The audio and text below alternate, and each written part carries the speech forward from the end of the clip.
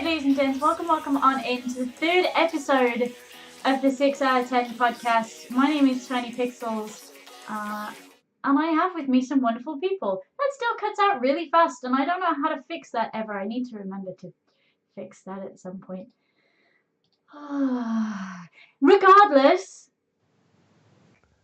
I have with me... introduce these people? Do we have to? Do we have to? I should introduce you, I guess. I have with me, as always, the wonderful, wonderful Squall Mother. And then we've got two lovely guests with us. Do you want to do the honours today, Sam? You want to do the honours today? I mean, if I must. So, from the very bottom of the barrel, no. It begins. No. Wonderful already. guests. Like, we've podcasted with one of them before. The other one's been like writing for us at Senshudo for like longer than I can remember. So he's good times as well. So let's go to like the own brand. Let's introduce Mr. Ben Burns, who's also known as Bungee Man on Twitter because I forget the story, but it was kind of odd. Introduce yourself and let us know what you do, and say hi. Hello, I'm Ben. I'm a freelance games journalist. I got my start at Senshudo, and it's very much where my heart still lies. Yeah, well, if it must. Sorry, that was well cheesy. Well, and it's wonderful that such a strong brand is behind you, and it's very admirable for them to get a strong brand for a strong man as well. Oh dear. Strong and stable. Good. Yes. And our other guest for this week as well is the wonderful. Again, we've known you for many moons. Yeah. Vakna Hers, as you are freshly branded as. If you'd like to introduce yourself, let people know what you do, and say hello.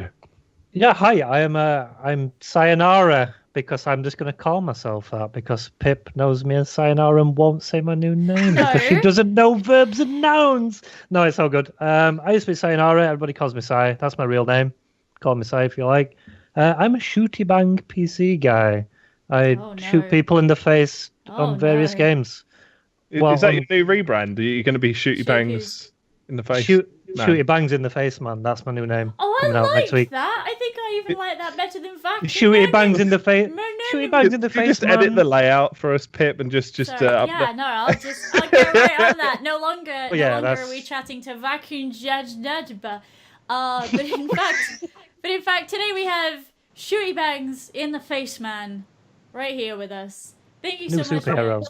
Shooty bangs in the face, man. I can't quite grasp the basis of your content.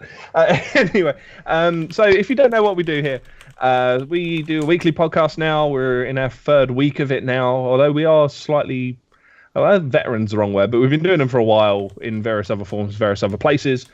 And we're just here to bring you kind of a roundup of the gaming news of the week, plus giving you some sort of more in-depth opinions around some more in-depth topics. So I suppose we should really get ourselves started and actually have a topic or something mad and revolutionary like that for a podcast. So the first one does take place on Twitch as well. And it's kind of a weird one. So we've had like Twitch plays Pokemon and Twitch plays, I think they did Dark Souls. They did, I want to say someone tried to do Street Fighter once, but it didn't go very well. No. But now it's like Twitch plays the stock market. And some mad bugger's thrown 50 grand and put it in the hands of Twitch chatters to buy and sell stocks with. And it's all like just run through chatbots, and that's mad. Yeah, so he's saying that he's automated this entirely as well. So he's put this 50 grand in. And he can just take his hands off it at any point and just go, sure. He's run a couple of simulations to make sure that this is kind of what, he's not going to lose an insane amount of money. But this baffles me immensely. This absolutely baffles me. And I wonder if we've taken the Twitch play genre just that one step too far. I enjoyed the goldfish playing things. I enjoyed the rocks playing things. That was great. But I'm a little bit worried that this is just that one step too far. I don't know. I think it's all about one-upmanship, isn't it? Really, with Twitch. Like, we started off with Twitch plays Pokemon, and then we had like a goldfish playing Pokemon. I don't know if you remember that. Yeah. Where it like just swam to different bits of the tank. And it's now like we've a got Twitch grid plays over stock the market. bowl, right? And if he swam to like say the right, it would make them walk right, and then like A was in the top right corner and stuff like that. Yeah. But yeah, I think eventually we're going to end up with like Twitch executes prisoners or something, where it's just people voting for who they want to die or something. Oh. I mean, that's kind of like spreading into the full Black Mirror does. Yeah. Does. It's executing prisoners. It's kind of cool, but the only question is why? Yeah. Why? Like, So you say this. I was like, oh, Goldfish playing video games. This is ridiculous. I must have sat there and watched Goldfish play video games for at least about 40 or so hours. I must have done. Just have it on in the background. Like, I'm not entirely sure that I understand enough to be able to see the appeal of this. But is there an appeal there, do you think, for the people who do? it's got to be very niche, I'd say. But in terms of the guy who's put the money in, like, surely this must just be money to burn. Like, he surely can't expect Twitch chat. I mean, come on. Twitch chat are good at memes, unless there's a stock market for memes, which there could be. I don't know. Buy 1,000 Kappa, like it's just... I'll have 10 PogChamps for $1. This is what Twitch is for, though, isn't it? Because we couldn't take this to a TV network and be like, I've got this idea, we're going to let people vote. Actually, to be fair, that would be quite a good TV show. What am I on about? No, that would be a good TV show. Idea right now. Yeah, it's $1 million idea. We should have trademark it. But yeah, the whole point of Twitch is for these like weird niche ideas to find traction. That's what it's for, isn't it? Because that's the awesome thing about living in an age where anyone can put anything out that they like. I think that Twitch has become that kind of platform where, like anything goes. You had the two what are they called? The Alexas that chatted back and forth to each other because some of the code. That was really entertaining. It was just so great. Weird. And the weird culture that this creates as well is always nice. We see things like Praise Helix, and we saw the two bots calling each other the different names, so you'd go into chat and you'd have to work out what they were calling each other. There you go, somebody's got a Praise Helix emote. Like, it's really neat that they generate these small kind of niche, almost like little bubbles of culture. And I think Twitch is really good for that. I think Twitch is a really good platform for that. I just kind of wonder why this.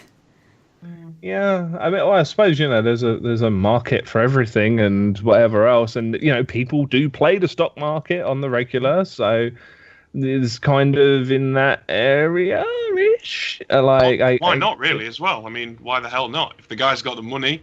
And that's what he like. I imagine for him, this is just some sort of social experiment, and the thrill. I don't want to say this too enthusiastically, but the thrill of gambling is also probably a thing. Oh, absolutely! Like, there's a reason that gambling as a thing exists, right? Like, it's because there is an addictive quality to it, and you see it all the time. Like we were talking about last week, actually, because it's a shame that Revlobot is going, and that very much involves that kind of gambling aspect. Admittedly, it's free points that you just get from spending time in the channel and whatever else, but you're still gambling with those points, and there's almost like an addictive quality to staying in that person's channel and getting to the top of their leaderboard in points and whatever else. So maybe this just cleverly taps into that kind of mentality that there is on Twitch already, just in a free format, and now it's that next step towards playing with someone else's money. And you already have like the poker streams where people are playing poker and they're playing for real money, and then chat's going, "Oh no, you should raise," or whatever, Even down to CS:GO crate openings. Even down to that kind of level. I mean, despite forgetting for a second all the drama that happened regarding all the CS:GO case openings, I've seen people stream for 11 hours solid just opening cases that chat have bought them. How long have you streamed doing that? Mr. Sai? No, I've done like a 20-30 minute session before, and I'll open the odd one. But I actually got a knife early on in CS:GO and sold it, and I'm in profit. So whatever, I'm done. Free money. I'm out. But with this, what's interesting is I'd love to know if he's tracking per individual who stakes a certain, yeah. So maybe I'm not too sure what he actually is. Maybe he's a professional broker.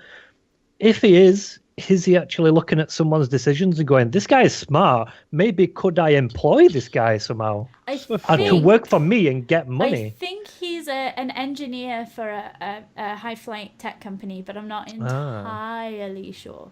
So that would make sense with how it's set up. Yeah, as I say, he set up algorithms, so it's entirely off his hands. The stream goes up, the stream comes down, and it's nothing to do with him. It's all predetermined. He's just watching it go now. And I think that's kind of sweet as well, that he's developed this baby and just let it off into the world. That's really cool.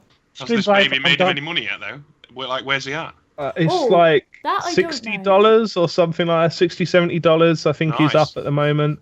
I mean, that's up, right? Yeah, it's up, and it's not horrifically down, which honestly is a small surprise. But like, if you've, I don't know if you guys have spent any time in the chat, but like, if you read the chat in there's people going, well, I read about this stock in this article, and I think it's going to be a good strategic one for us, and Tesla are still going up, so don't sell them, and blah blah blah blah. Like they're actually like they're doing that Twitch thing of like, because I think that is very much a Twitch thing of just like. There's like these little sort of almost leaders within the community who have this knowledge, or they can go out and find that knowledge and bring it to the community and then discuss it between them and strategize. And normally that results in them delivering it to the streamer saying, oh well, this setup's the best for that boss fight or whatever else. But in this circumstance, obviously it's a little more involved with the stock markets and predicting how they're going to go and whatever else. But it's kind of part of that unique thing that Twitch has. It's really cool. It was similar with Pokemon. I've not really played Pokemon. I'm not into it so much. However, there was a guy they got to the cliffs part of the game, and obviously in that game, if you press down on the cliffs, you go back down them. Yeah. So obviously Twitch chat, everyone started spamming down when they got near the top. Yeah. So I literally saw a guy saying like, right, everybody what wants to actually complete this, come with me to my chat and we'll develop a strategy to stop people from getting us down this cliff. It's crazy. It's kind of mad how you get little pockets like going, I want to ruin this, and then you'll get another pocket going, no, we're going to finish this. Well, it was the whole reason that anarchy votes were brought in, isn't it? Yeah. Is because you had these rivalries then develop through the various games. And again, I don't think it's something that you see in a comment section, and I don't think it's something that you see kind of elsewhere. I think it's something that is so unique to Twitch and makes live streaming such a great platform to put things like this forward. Also, just a comment real quick on Twitch technology. They brought out the interactive stuff a couple of weeks back now. Yeah. Muxy have actually gone a step further and said, okay, we're going to allow you to play point-and-click games by clicking on the video player. And that is actually working, and Twitch chat finished Day of the Tentacle. They actually did it. Great. And also did it in a day. They finished it in a day. I was like, what? That's cool. The delay's real bad. It's like 30 seconds to do the input. However, they're currently doing, I don't know if they've done it, they're currently doing Monkey Island. It's a heat spot thing, isn't it? Like it's like a heat map. Area, and it like collates where the most clicks are and goes there. Yeah. So for point and click games, that's insane. Do you know what channel that was on? Muxy. It's on Muxy's official channel. I think it's just Muxy, MUXY. Oh, there you go. Well, go and give it a check out for sure. I don't know if it's still live. Be interesting to see if someone could play Hearthstone using that, or like some sort of card battler. You could. I think the timer would be a little awkward with the delay, but I'm pretty sure if Twitch work on the delay of the tech, then maybe it'll become a pretty good thing. It'd be really neat to have, I think, Twitch chat help by ping you in games, things like that. That'd be really neat. There is a tech for that. Apparently the heat map you can actually have open on another monitor. So when you get a lot of heat map pinging in a certain place, they'll show you like obviously delay, but they'll show you like, oh, you missed it. Like say if you're playing H1Z1 or a Battle Royale game, they could ping the screen and go like, there was a vest there. Yeah, or go back and go, someone so there was bushes or whatever. Isaac, you missed a tinted rock. It's back in this room. Yeah. Yeah. Just have the mini map up as like a full screen thing with heat. There's so many possibilities. Possibilities. I can't wait. And you should get out of here with those ideas. No, that's not the one I wanted to go with. That's not the one I wanted to go with. I wanted to go with talking about cooperation. Well, yes. What a cooperative experience that must be to do the stock market on Twitch. Thankfully, there's also another cooperative experience being made by the people that made Payday 2 called GTFO, which we don't know tons about at this point. There's like a little trailer that doesn't show tons, but it's pretty cool looking. Yes, and it's interesting because not only are they delving into the horror genre, but this is the game designer, from what I understand. So this is the person who, looked at how Payday 2 was going to work and blah, blah, blah. Payday 2, for all intents and purposes, was great. Yeah. Was I really enjoy it. Actually great. I really enjoy it with 4 players. Yes. Yeah. So this is the thing. This is going to be a hardcore game. With AI, at the current standard of AI that we've seen from Payday 2, this is going to be horrendous. But I have hope, and I think this is going to be great. I'm excited to see how this develops.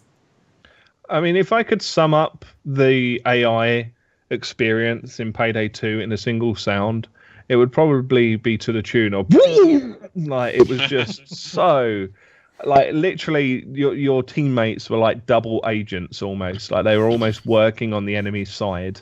They were that terrible.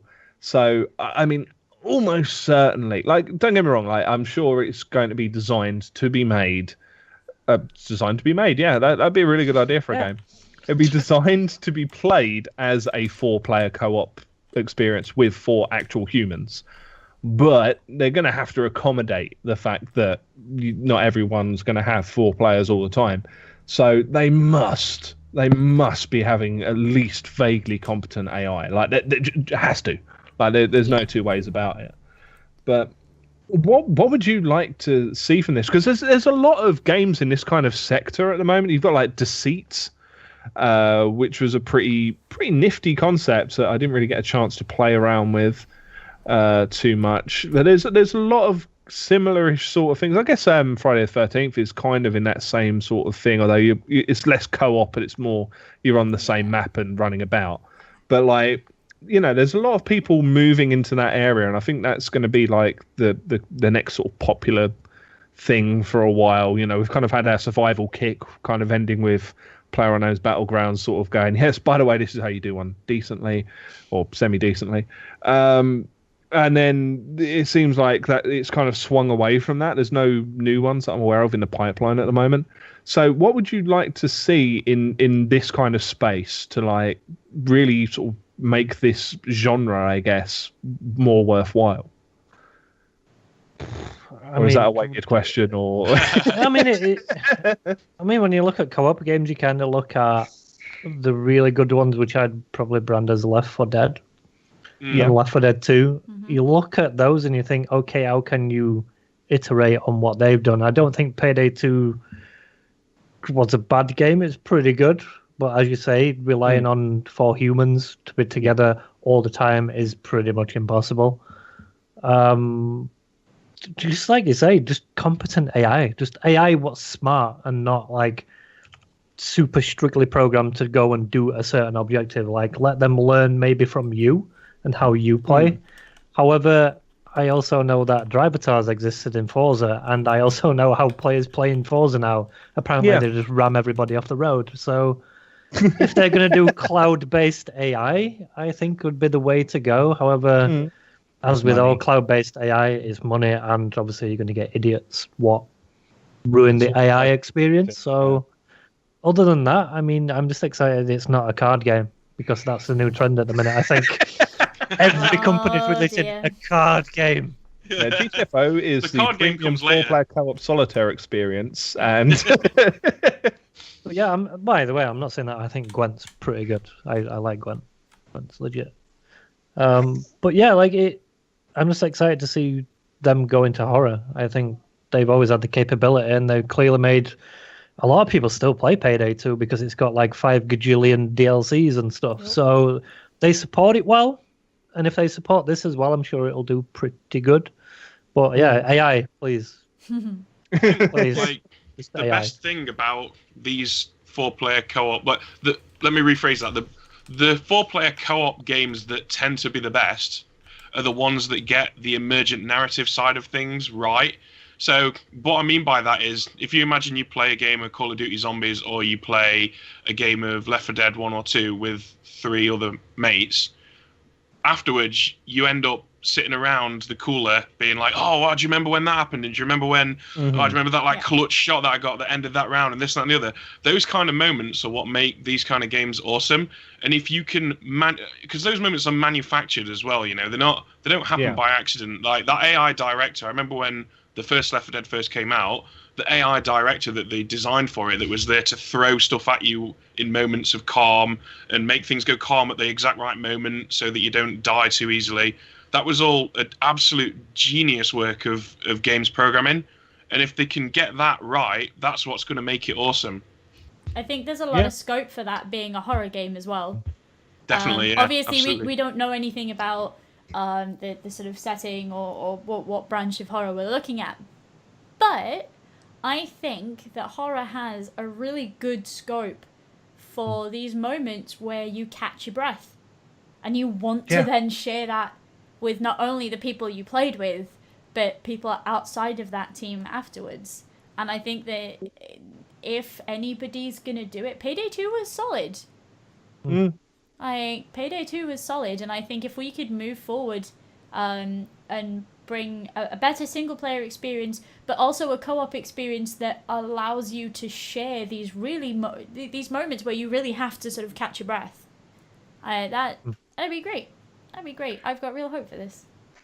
Yeah, and I think the one thing that for me, that they really need to get right is doing the horror aspect right. And I think that'll be very difficult to do in a 4-player co-op sort of setting. But there's a lot of jump scare in horror. And by jump scare, I mean just jump scare. Oh, no, it's a big scare noise. Oh, no. I hate it. The reason I hate horror games, horror films in general, is because of just jump scares being leaned upon as a mechanic for it being a horror game, rather than creating tension, creating that creeping feeling that brings up the hairs on the back of your neck. That's horror to me. But we've seen some really good examples of that recently. We've seen things like Stories Untold, which makes you incredibly uncomfortable. Hell yes, it the did. way through. Did you play it after?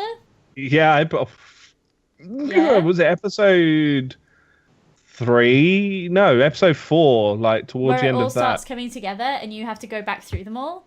Well, I mean, spoiler free, but at one point it's like you can feel some breath on the back of your neck. There's someone behind you, and I'm like, I am not turning around. I am going to face forwards this entire game, and we're going to get through this together. Just like Jimmy's there in a bathrobe behind you, like. Like genuinely, we've seen some really good examples of that recently, and really good writing. The writing to that was incredible, and I think we're moving in a really good direction with things like that. And if they can pick up on the way that games are doing that right now, that's it sold. It's got to be about the tension thing. Side note, this is kind of related, but this is also player influenced AI as well. So I don't know if anyone here ever played Breaking Point, but I don't think any of you three will have. It's like an Arma 3 mod. Kind of like DayZ, right? They're doing a standalone, they're kickstarting it. It looks really interesting and ambitious. What they've said is, for their roleplay servers, because a lot of people use Arma for roleplay, so they've said, okay, we'll give you roleplay, but we're also going to give you a DM-style player camera. So someone can log in the server, as a DM and obviously hear VoIP and go, this guy's talking about finding his wife. So I'm going to go 500 meters down the road, spawn in a lady zombie, put a letter in the zombie's inventory, write the letter, save it, and then he can find his own wife in the game and go, oh, look, she left me a letter. Stuff that's like that. Cool. If you can make AI do that in the game, that's probably the more you relate more to it. You kind of I can roleplay, and they're building the AI around my roleplay. That's a totally next level, and apparently this is working on in game. Interesting. That's really neat. If you can bring that to something like a co-op shooter, which is probably a little bit difficult with how it works, but I think that's probably the next step. You can only make AI do so many things. I think that'd be. You can make it super clever, but yeah, I can't see that happening. At least not for a long time, because the problem is that you can't really get a computer to improvise by its very nature. So you could have a database of hundreds of letters and hundreds of family members, and you know what I mean, and pick one at random, pick a letter about, I don't know how much I love you from the son who is in the shed or whatever, but like it'd never fit. I don't think it'd ever feel that organic as what you'd get with a DM. Otherwise, people would stop playing D&D. Really, I think maybe if they do Twitch chat integration for this to trigger jump scares, maybe, or trigger like zombie horde, and then like a zombie horde just like appears on your screen like damn, which obviously would happen every time because Twitch chat, but it's just something what varies it up, like give us a bit of variety, like maybe procedurally generated, or next step along from that is making it a bot and you deal with it in whispers, because that's the only thing with doing it in Twitch chat. It's usually just straight in the chat and you're like, oh, I wonder if there's going to be a jump scare. Oh, it literally said there's going to be a jump scare. Okay. But moving on from games that do horror and tension well, look, this is actually a half decent one. You shut up. All right. Look, do like kind of the horror and like tension quite well. There's a very interesting thing from Prey that someone's managed to sort of pick out of the code and some of the files in Prey, that there was another weapon that was intended to be in the game. And it's probably better if you explain through this. You explained it to me fantastically last night, Ben, but like it's like a sentient gun? Yeah, this basically. makes me so happy. Anyone who's played Prey, and if you haven't played it, you should, because it's awesome. Anyone who's played Prey will notice that there's all these completely pointless disc-like things lying around everywhere. Well, they were originally intended to be the ammunition for a disc rifle, and this disc rifle had a built-in AI, and when you picked it up, it would say stuff like reloading, firing, target acquired. But over time, it would start to become sentient, and it would start asking you questions about whether or not what it was doing was murder, whether or not it was faulty because it didn't like the things that it was doing, and eventually it would just start refusing to shoot at all because it didn't want to kill people. And they cut this gun from the game. It was going to have a whole quest line based around it where you discover that the AI inside the gun was the guy who built the gun, and you could extract his mind from it and put it into another robot so they could be a buddy. But yeah, they cut all this out. So the real question is, why did they cut this out? Because that's amazing. That would have been awesome. What were they thinking? Were they maybe they just thought people might not get it, or people? Yeah, I don't know. I guess it's kind of frustrating. You're wrong, Bethesda. I guess it's kind of frustrating to have a weapon that doesn't work, but in the same breath. So,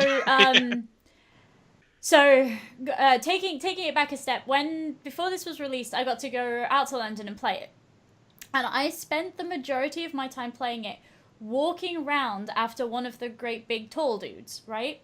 Because I heard Phantoms, yeah, there you go. Because I heard it say, what did it say? I used to wish we weren't alone in the universe. And that triggered off something in my brain, and I'm like, whoa. Why are you taking that back? Why would you take that back? So I crept around this one little tiny weeny section of level for about half an hour going, say it again. Say something else. Say something else. To try and get like a little bit more story out of it. And I think actually that Talos 1 is a really great setting for stuff like that. I think it's a really great setting. And a lot of the... I haven't managed to play it, unfortunately, past the first hour or so that I played. But the storytelling through a lot of the emails that you receive, the storytelling with some of the things that are left about, the way that your upgrade system works, and the consequences for using or not using said upgrade system, had huge potential there. Massive. And that sort of AI would have fit in really well. Absolutely plays into it. Absolutely. And it does. It makes me really sad that they didn't, because I think if you manage to find it, in the game and you bring it in, it's all untextured. It doesn't quite work past the sort of first section, so it was clearly canned quite early in kind of the implementation. But I don't know. I would have liked to see more stuff like that, and I think we can challenge players now with these more, not serious, but sort of more challenging narratives. These narratives that make you think and make you question. I really think there's room for that now in these big popular games made by Bethesda and made by, whoever. Yeah, I mean, I wouldn't say they've got like a duty to deliver that, but they're in a position where they have the ability to do so, and they have the ability to, I wouldn't say press agendas, but like talk about at least those subjects that are part of many agendas. And just they've got so many tools at their disposal to do it that it just kind of baffles me that they almost seem reticent to do so. And like, if they don't release it as a DLC, especially now it's been found and talked about and whatever else, please, why wouldn't you? The thing is, again, they don't owe us anything as gamers, and I think it's always important to remember that if they felt it didn't work, then we have to take that we have to take it on their judgment. But I think it's really promising that they're thinking about implementing these things. And okay, yeah, somebody in chat's like, okay, well, maybe the buddy system wouldn't have worked with how the later stages of the game works. And that's fair enough. That's a fair enough reason to can it, honestly. If it doesn't fit with the later narrative, that's fine. And difficulty curves and stuff like that as well. But I think it's super interesting that we are starting to put these things in that challenge players and they get them to think.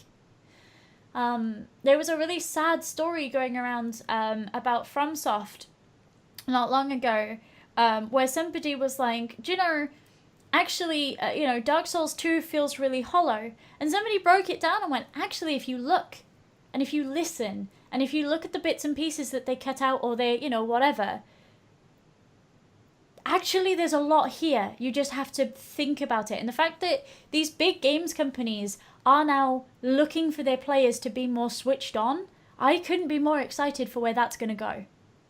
And I'd tell you another perfect example was I was watching you play The Witcher yesterday, the day before, where it's like the like obviously I'd imagine most people who are going to play The Witcher have probably played it by now, but let's try and avoid spoilers and whatever. But there was like moral choices with moral implications that kind of either side of the coin that it fell on, there were going to be some kind of negative connotations to whatever happened, and your actions, defined which direction it went into, and it was like saving the many for saving the few, or saving the individual, and like I wish it was that simple.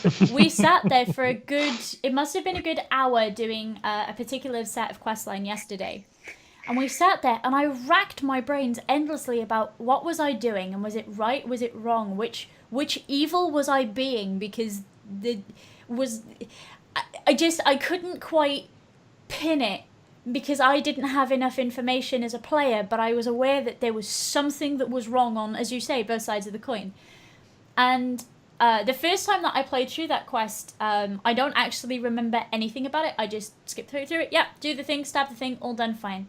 This time I sat and I listened, and I cannot believe the level of detail that they have put into their narrative weaving for that game. That game is absolutely phenomenal now that I am listening. And again, with the cyberpunk setting that we're having for that coming up, I've had to learn a lot about cyberpunk over the last sort of week or so in preparation for a roleplay game. And I cannot begin to imagine what quandaries await us. It's going to be absolutely amazing. I'm so excited.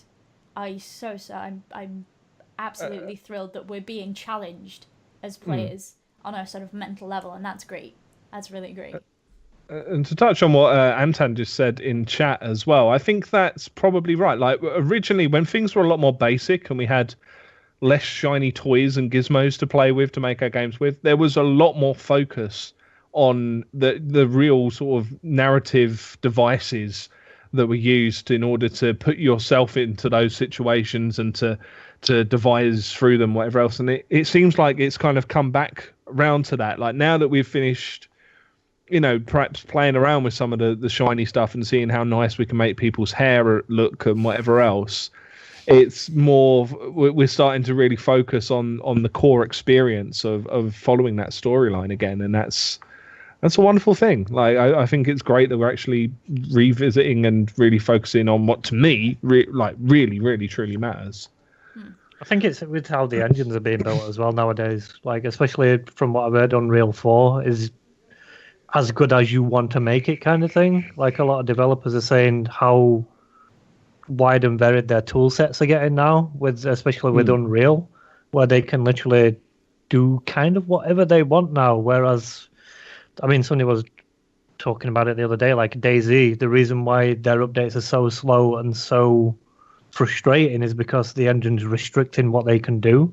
So they've got to rebuild that engine as they go. Whereas stuff like Unreal 4 and what's the other engines out nowadays? CryEngine, yeah, stuff like that.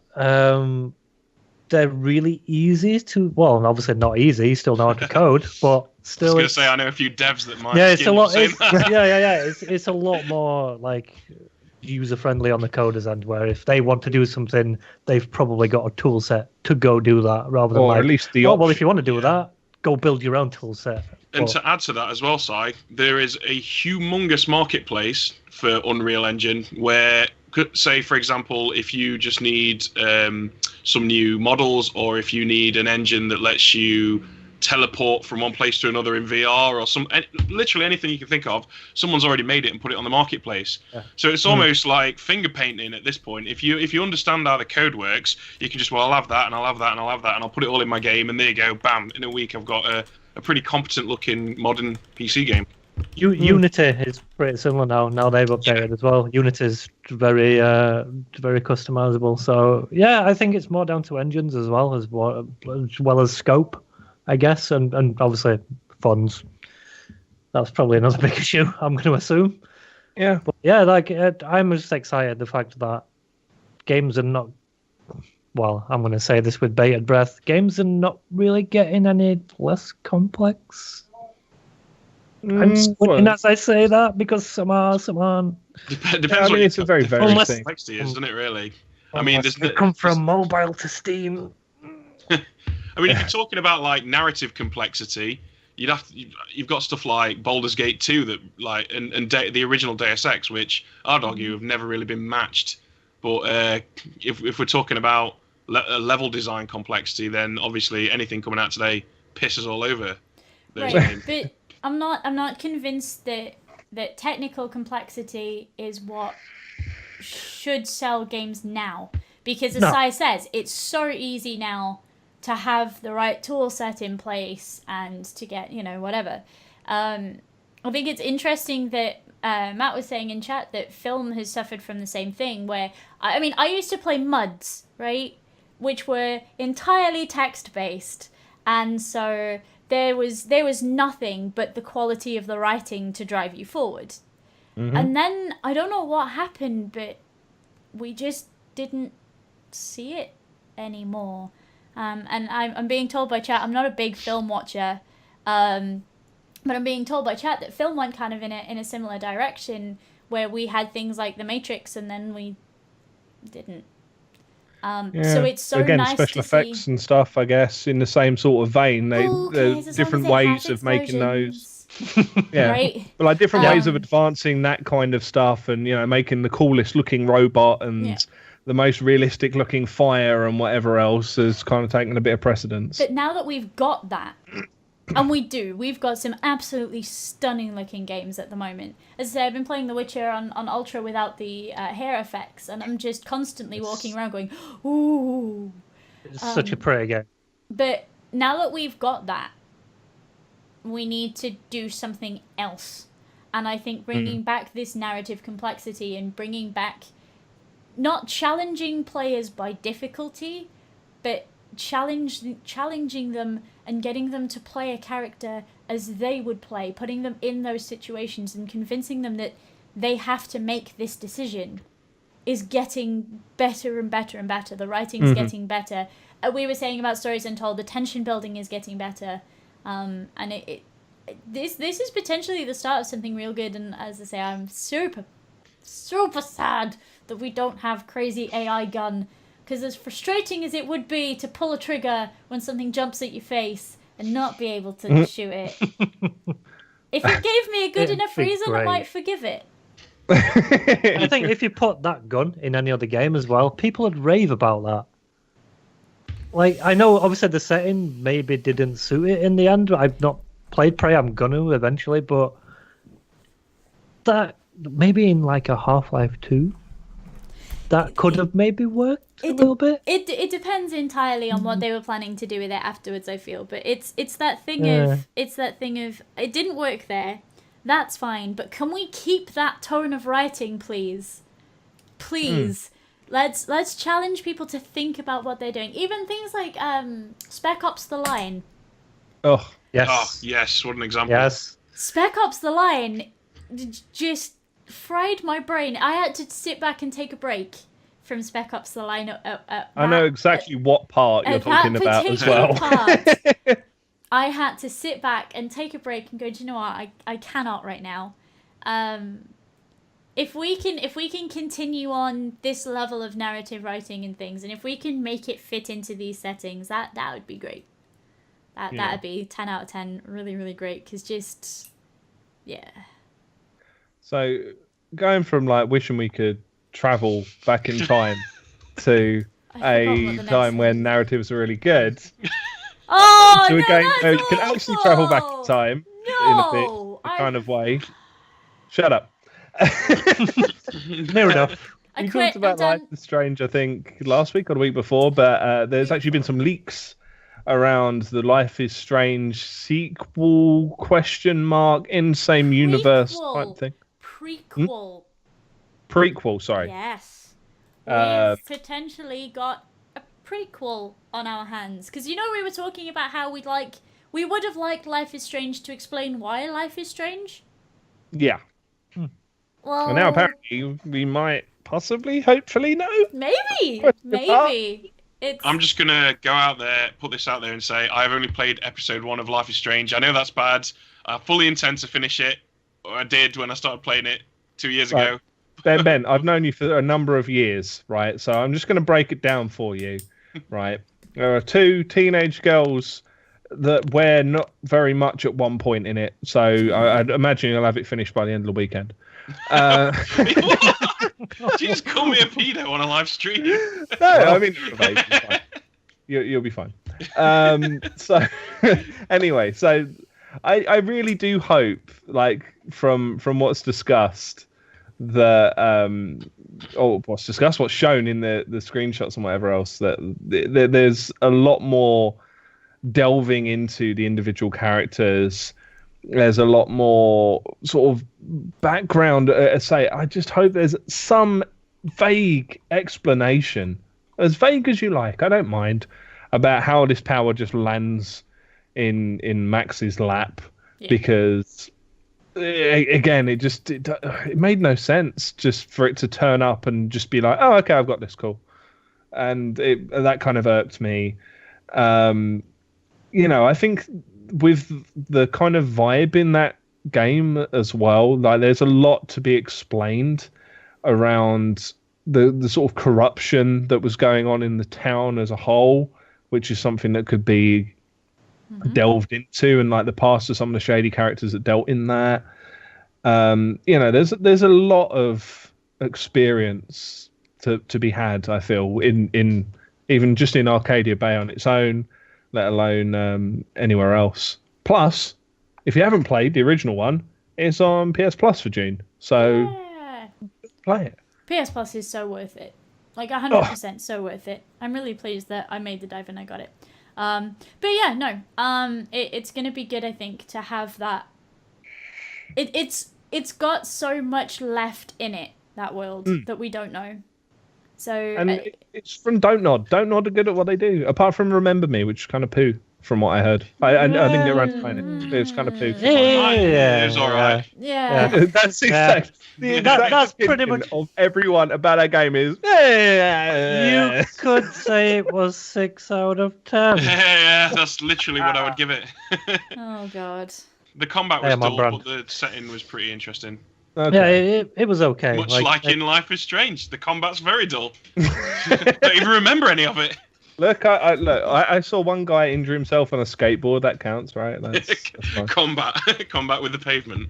Yeah, well, pretty. No, he got hit in the manly parts with a skateboard. The groinal areas. Critical hit. Oh. But yeah, I want to play more of this. I think, and again, it's basically what we said at the time. But Life is Strange is a Telltale game, but done good. And done all right. Well, at least in Life is Strange, the choices have ramifications. They actually make a difference to a degree. There's always going to be a beginning and an end of that game, and it's always going to end up in some kind of resolution. Admittedly, the branches for the resolution are quite limited. Right. For Life is Strange, but a lot of the stuff in between does have a level of choice making a difference. There's a key character that you won't see at the end of the game because of choices that you can and may have made.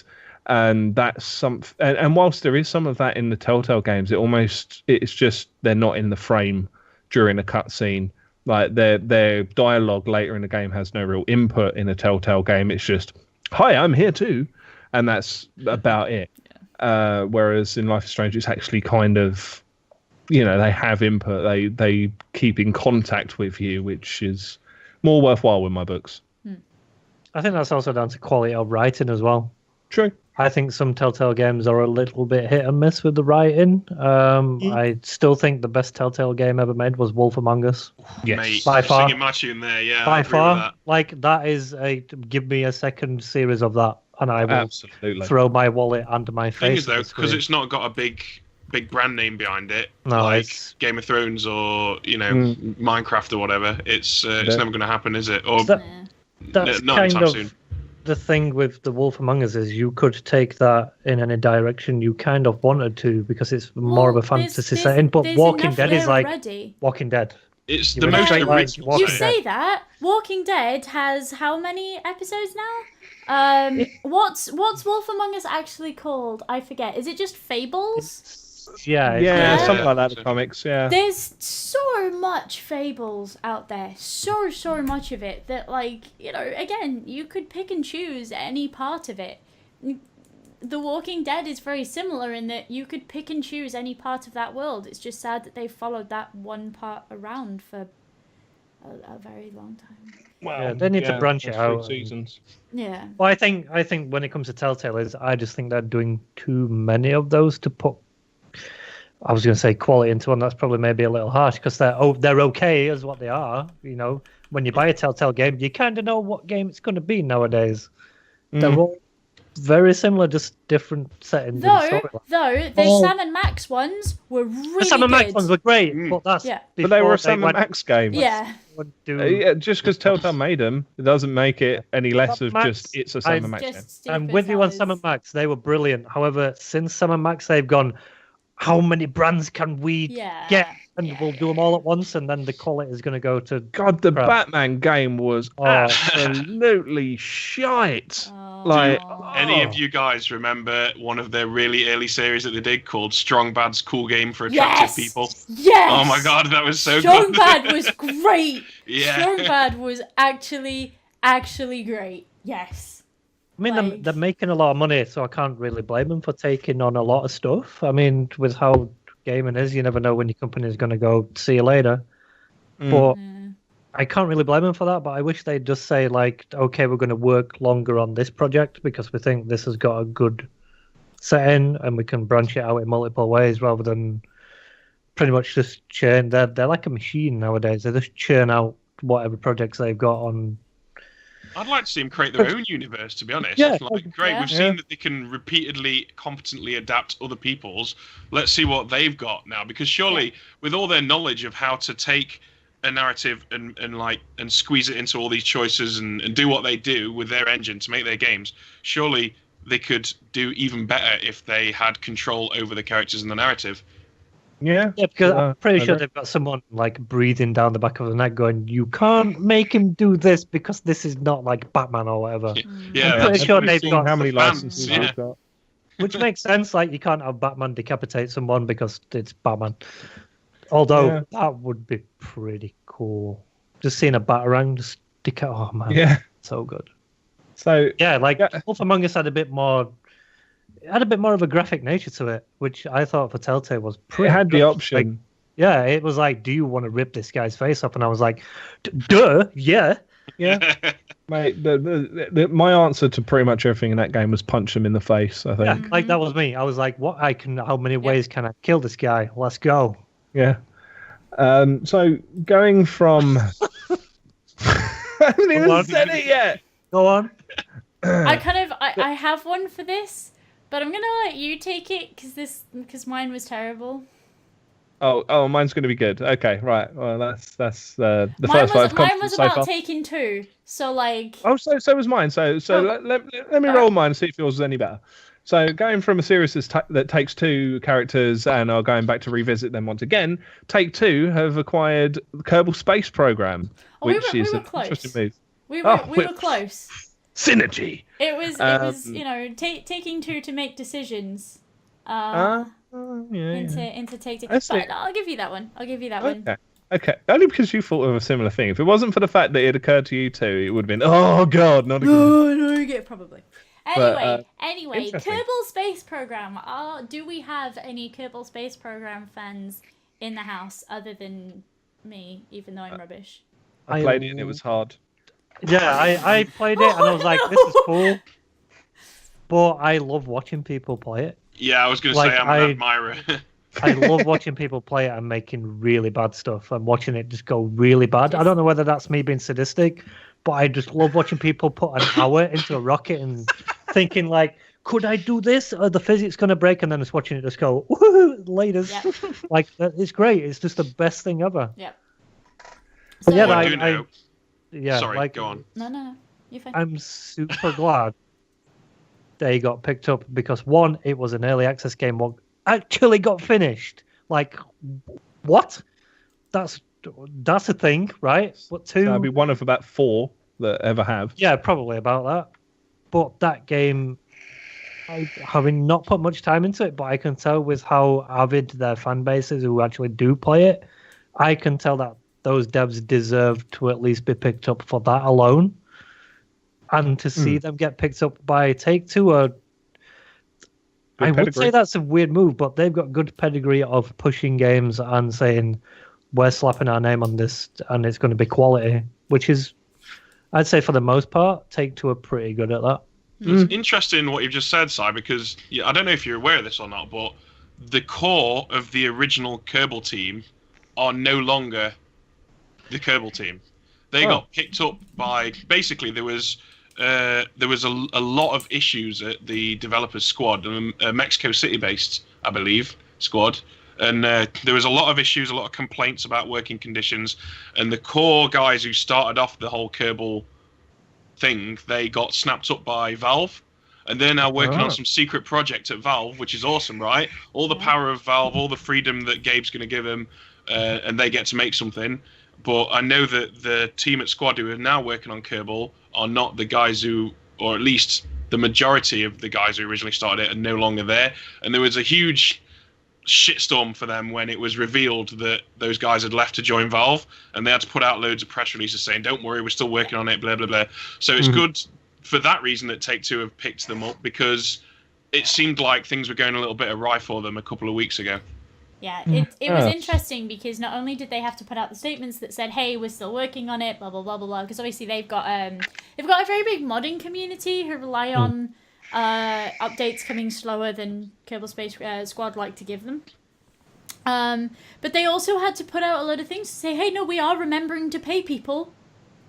Hey, no, we don't lock people in the office," and it was all a little bit suspect. Yeah, if you've got to say that on your Twitter feed, then chances are you're not paying people and you're locking people in your office. Yeah. It's a little bit Team Bondy, isn't it? It was a little bit odd. But I'm a big fan of what the game does. It could use an easier learning curve. Yeah, I played around with it for like 10 minutes and I just went, nah. Just closed it and that was it. But it's nice to see that it's going to get, a little bit more put behind it. Because it was a great idea. It's, it's a decent game. And it has this incredible following, as I say, and a really great modding community and things like that. So, yeah, no, I'm glad for them. But I'm also interested, as you say, to see where the guys at Valve are going. Because those are the guys who want to keep your eye program. I'd like to see them make Half-Life 3, where it's just tiny green Gordon Freemans building spaceships. That would just be. I'd never buy another game after that. It could be all about John Freeman, who is Gordon Freeman's brother, who was one day in an office typing on a computer. He wrote an email to his brother that said that I'm going to stop. Yeah, no, it should be. It's great that it's been picked up. It is a great indie game. Blah blah blah. But as you say, the focus now should be on where did the original Squad guys go into Valve? What on earth are they working on, and how soon can we have it in our eyeballs, please? Yeah, I just please make easier, and that's and I'll give it another try maybe. But from people that went to work for Valve to people that'll be able to get their content up via Valve onto Steam a lot more easily, in the future. And I'm so divided over this. I'm super divided about this. But basically, what is currently Steam Greenlight, which, if you don't know quite how that works, you as a developer go, here's $100 rather, and that puts your game onto Greenlight. If your game gets voted up on Greenlight, then it gets sold on Steam or available via Steam anyway. Important distinction before you carry on. £100 marks you as a Greenlight developer. You can then put as many games as you like up. Yes, sorry, it's a one-off payment. Yes. Yeah. Really important distinction. Yeah. So and that's your process.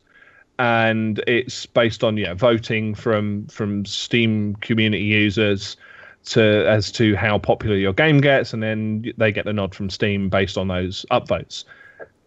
They're changing something called Steam Direct in the future at some point that's not been pinned down yet, which is $100 per game, and it's a case of that's it. Like you pay your $100, your game goes on Steam.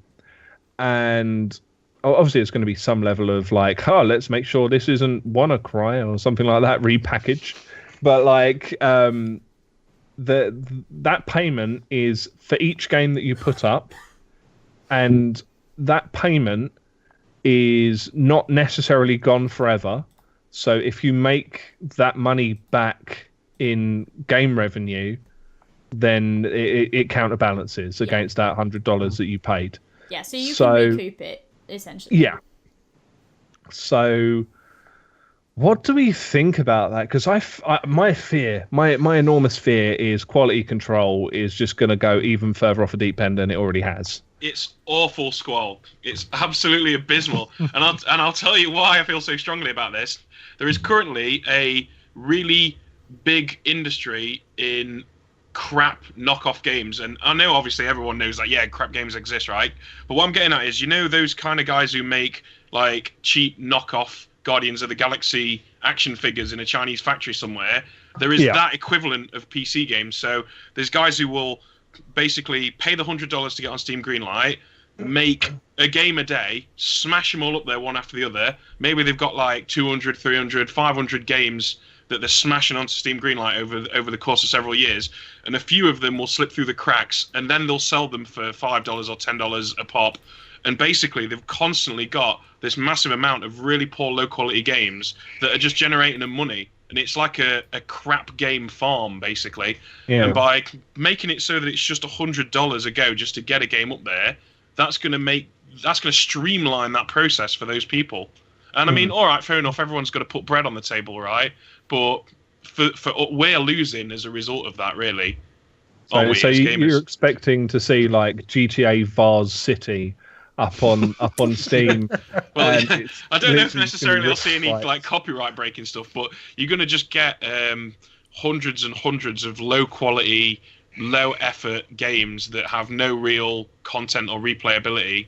And I mean, it's going to be great for guys who make YouTube content where they take the piss out of terrible games. But aside from the comedy factor, I don't think it's going to make the market any better. But then I suppose the other side of that coin is, who am I to say what anyone should and shouldn't be allowed to publish? I mean, you know, this is the only industry where we get all up in arms about that. If I'm a terrible singer and guitarist and I want to put some music videos that I've made on YouTube, no one's going to make out like I shouldn't be allowed to do that on moral grounds, are they? So that's... You've been on YouTube recently? Me and you, Pip, today, I swear. Sorry, yeah, no, we're really... I think it's the lack of sleep on my... Just made you grouchy, basically. Turned you into me. I mean, that's a worrisome trend. I think so. I mean, like, it's really good points. I think mobile's a really good market to look at. And hey, guess what? I'm looking at you, Game Loft, when I'm going to say this. There was a game what came out called Threes. Absolutely brilliant little puzzle game made by an indie developer. They made a crap ton of money. Game Loft, I think it was Game Loft. If not, it was a similar style company, released a game with the same mechanics. It was like a number puzzle game where you had blue and red squares spawning. You would then swipe up and down. It moved the grid. It combined the numbers to make a 3, a 6, a 12, and obviously it used to double, double, double. Oh, it was like 2048. Was that the game? Yeah. Yeah, and a company released a game called 2048 with the same mechanics. However, guess what they did? They avoided copyright because their game went up in 4s and not 3s. That is the shittiest thing you could ever do as a company. Yeah. If any of that comes to Steam, they need to combat that, because Android market is not combating that. Maybe because it's overpopulated and they can't control it, kind of like YouTube, where they've got too much content and they can't control it now, so they've got a big problem. They need to stop that, and I don't think $100 entry fee is going to stop any form of crap coming to Steam, because in terms of game development, $100 is not. Well, I mean, for an indie developer, it probably is a lot of money if they're a solo dev working from home, kind of out of their garage bedroom kind of thing. It's not really much more than the price of a brand new AAA game, though, is it really? It's more about ethics, I think. And the thing is as well, they get to recoup some of that. And, you know, like, I think nearly any game that goes onto Steam, some fucker's going to buy it. You've got your completionists that want to just build up their libraries because they just want more library space.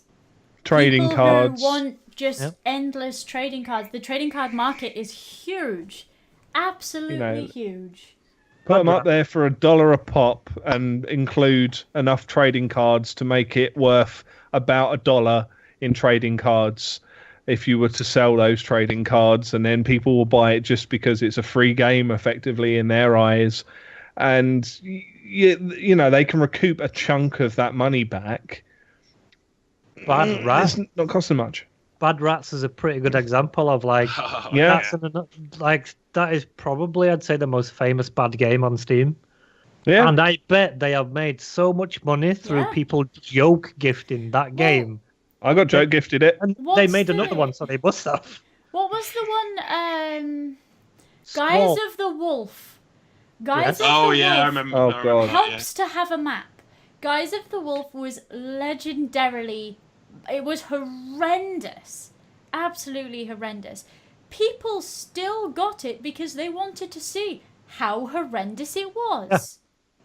The other thing to bear in mind with this whole thing is that their quality control sort of is practically non-existent as it is. So we've seen some really bad displays of homophobia, of transphobia, of racism that slip through the system, and then Steam kind of, a month, 2 months down the line go, oh yeah, no, that was a bad game, we'll take it. Oh yeah. What was that game that was like super hateful? It was like white supremacist simulator. Oh, but it wasn't really. It wasn't Hatred. Yeah, Hatred was like, it was more the point of not the actual violence, it was aimless. Yeah. I think was the most shocking value, but I played that game. It did not offend me. I just thought it was a pretty badly made isometric shooter. Like, but all the marketing was unremarkable. Built to make you. The marketing was built to make you like that angry about it. Can you remember the Rockstar game? Was it State of Emergency?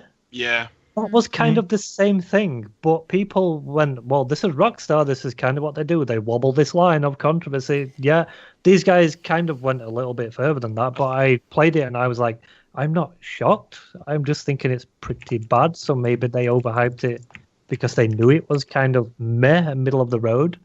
Well, the controversy with Hatred was because the developers were being accused of being anti-Semitic and sort of Nazi white power and all that kind of thing.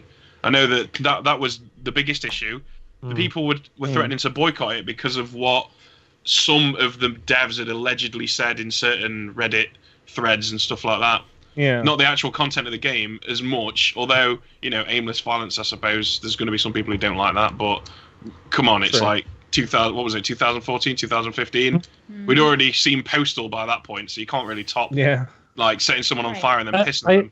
I think with like Postal, it's always had that edge of tongue-in-cheek, though. And I think Hatred kind of dropped that and just went, we're just going to go full dark mode. I mean, same with GTA. Serious, so I think even GTA, though, has like a kind of tongue-in-cheek humor to it in places.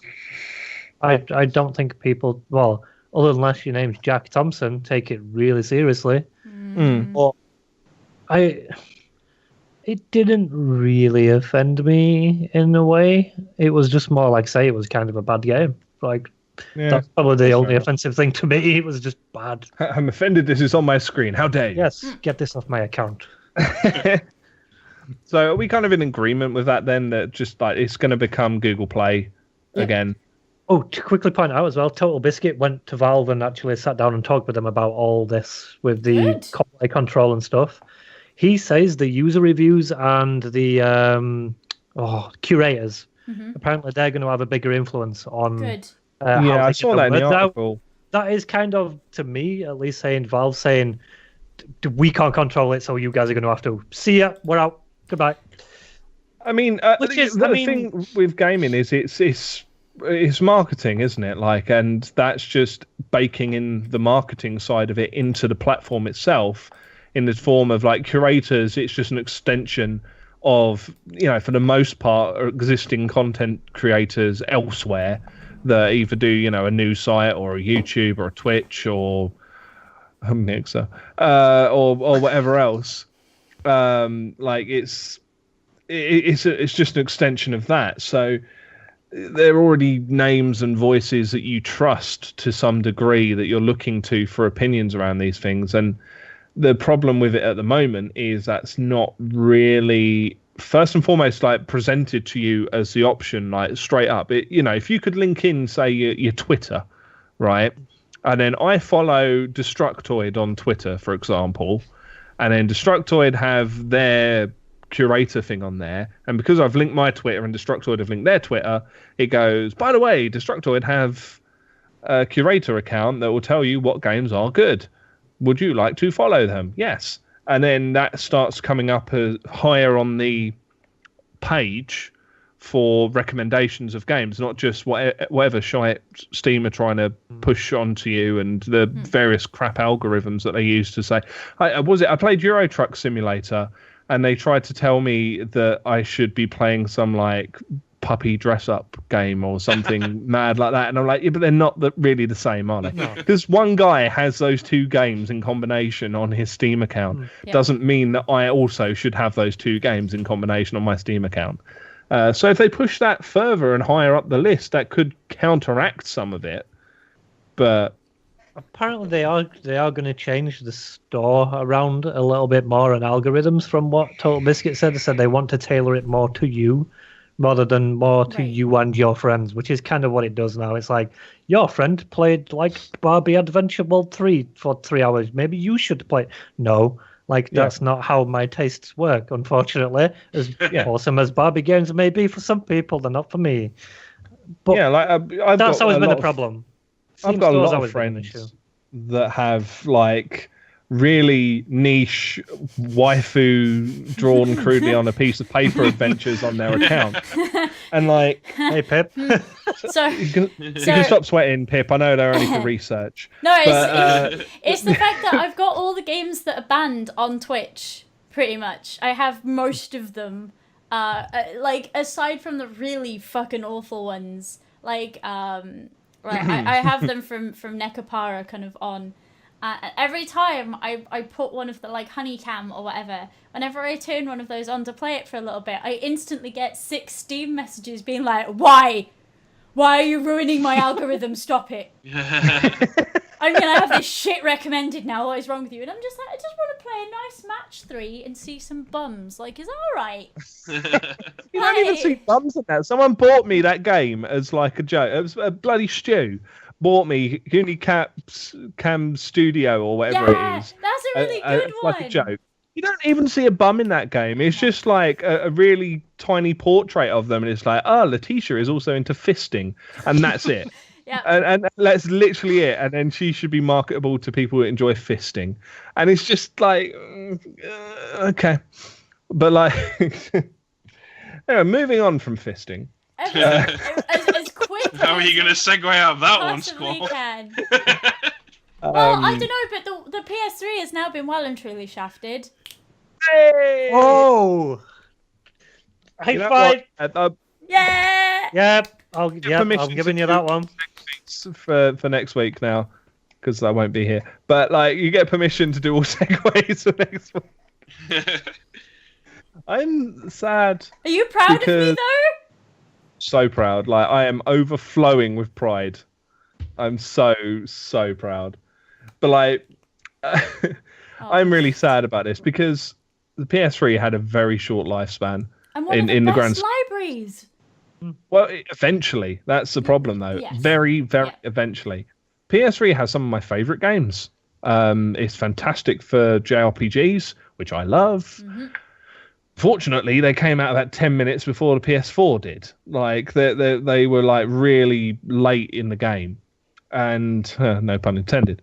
But like, they just really took their time coming out, and there wasn't the best support. And the PS3 is just such a crap system. Like, honestly, it's really crap. Well, it wasn't to begin with, because you could run like an OS on it, and you could do a bunch of stuff with it, and it was great.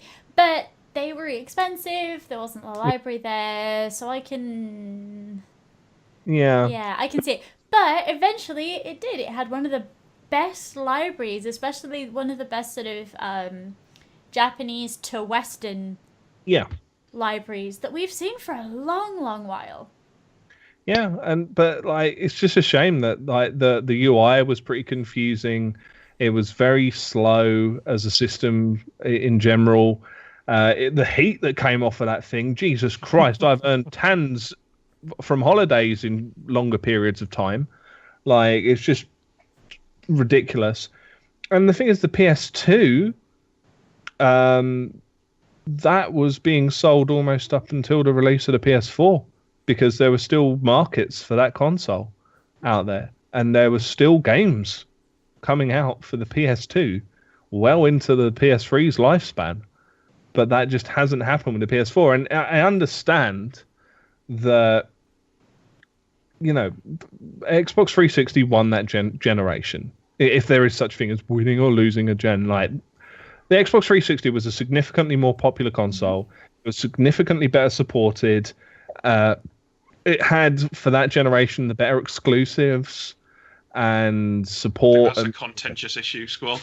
Well, to start, which is really when it matters. Yeah, fair enough. The launch of your console, when you're building hype around it as a platform, that's when that support really matters. When you can say, first party, we have got Halo, we have got Gears of War, we've got all of the big names that you know and love coming to our console within 10 minutes of the console coming out. Isn't that amazing? All sing, all dance. PS3 was like, we've got Battle Chess. You know, it was just like really, really weak offer. I don't think it was that. Fight Night Round 4. Eventually, Persona 5 that got me. And every single time anybody brought up any Sony console, it was eventually Persona 5. And I think that's Sony in a nutshell, because the whole sort of eventually JRPG thing is what they've done every single console. Like, if you look at the most valuable PS1 games and PS2 games, they are the Japanese RPGs and horror games that were released right at the death or just after the death of the console. Yeah. And I've got a whole shelf full of them right behind me. as I prepared earlier. But like with the PS4, I think they had a much better support. Like it's I forget what they had, but they had an Uncharted out reasonably early. Mm-hmm. They had didn't they have one of the new Tomb Raider? Was that exclusive exclusive for a period of time? I think it was. I think that was the other way around, wasn't it? That was the other way around. Oh, was it the other way around? Okay. Making things up again. They had a new Little Big Planet on or near release. Which is a seller. Because I had the Little Big Planet edition because it came with an extra controller, because the controllers were super expensive and I couldn't afford an extra controller, but I could afford to buy like a game with it. Yeah. It makes you wonder as well. Did they ditch the PS3 a little bit earlier, maybe because of architecture as well? Because obviously, if you're doing a PS3 and a PS4, from what a lot of developers said in the PS3's lifetime, is the cell processor was a real pain in the ass. Yeah, to get the most power out of. The whole thing. That makes sense if they're doing multi-platform, but then again, if you were doing a multi-platform PS4, Xbox One, would you really develop for a PS3 anymore? Maybe not. But I think it's more about architecture than probably they've probably seen sales dip as well with them bringing out the Pro and reducing the PS4 price as well. That's probably a big factor into it. And the PS Now as well, which had a bunch of PS3 stuff on it. Mm-hmm. Wouldn't have eaten into it tons, but it would have eaten into it some. Yeah. It's a bunch of contributory factors, I'm sure. Like I just wish they'd focus more on like UI and stuff now, because the PS4's got pretty bad UI still. But then again, so as I don't think it's kind of. It's not that bad. I'll tell you what mine is there. It's not a patch on the Xbox One. I cannot stand I was going to come through to that. The Xbox One. I was like, how did Microsoft go from a 360 where they had the amazing blades? I'm never going to stop loving the blades because they were great. They then changed up theirs. It was still pretty good. How can you go from a pretty good UI to the Xbox One where you look at it and go, I could have probably shit out a better UI than what you've just made because this is so bad. Yep. Well, it's designed to sell stuff to you, isn't it? Though that's the whole point of it. Yeah. It's designed to not make it easy for you to get around. It's designed to force you to look at things that you don't care about. And I think they put too much emphasis on Kinect as well, using the voice control, which didn't work all that well on release. They said, yep, we've updated it now. And then they went, oh, by the way, we're dropping Kinect support because it's crap. Good job. I mean, that's a way to sell your UI decision. I mean, how else am I going to order a Domino's now? Why can't I do like this to put the pepperoni on? I think... What are you doing playing cooking, Mama? Jesus Christ. No, I swear, the Domino's app for the Xbox One had some kind of like movement-based shit where you could be like, ham? Like I'm almost certain it did. I was in Pizza Hut, sorry. Yeah, I'm pretty sure you could move your hand. Employees got to do it exactly to your specifications. Yep. That's just it. Like you're there with a protractor, like angling your pepperoni to the correct area of the pizza. Well, yeah, it's super sad, but it kind of makes sense why they'd stop it now. I guess with the Pro coming out and the 4 coming down in price, I think that's probably their main factor. As like they're hoping people make the jump who haven't already. But the issue is, Games library. Yeah. One has the what do they call it? To be able to play the Backwards 360 compatibility? backwards compatibility. Simple phrase, but I've got a simple mind. But the PS4 doesn't really have that. But it's got PlayStation Now. Yeah, and they're bringing more titles onto the store, but there's no way to like put your disc in and load it. So it's and that's it irks me to know that if my PS3 decides to shit the bed, it's going to be a lot harder for me to get hold of another one to replace it, which will be the device I would use to play a lot of my favorite games. And that's a worry. I'm currently relying on my PS3 to play PS1, 2, and 3 games. So I've got the original runs. The old school one. Ah. So if that shits the proverbial bed, I've then got to probably go out and buy a PS1 or a PS2 or both.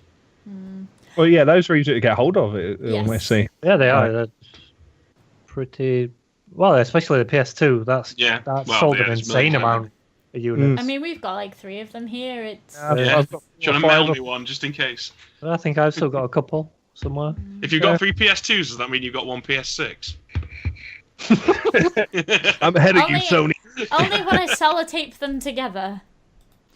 That was why a proper wouldn't you? dad joke right there. Oh, It was a little bit, wasn't it?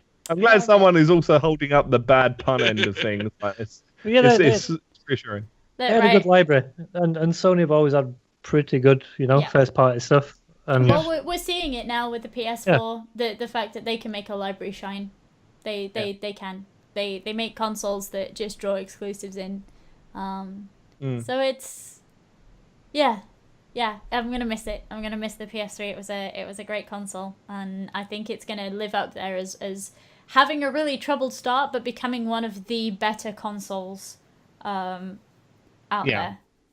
But And I think it swung back. Like, I do very much feel that it swung back to Sony's side for this generation.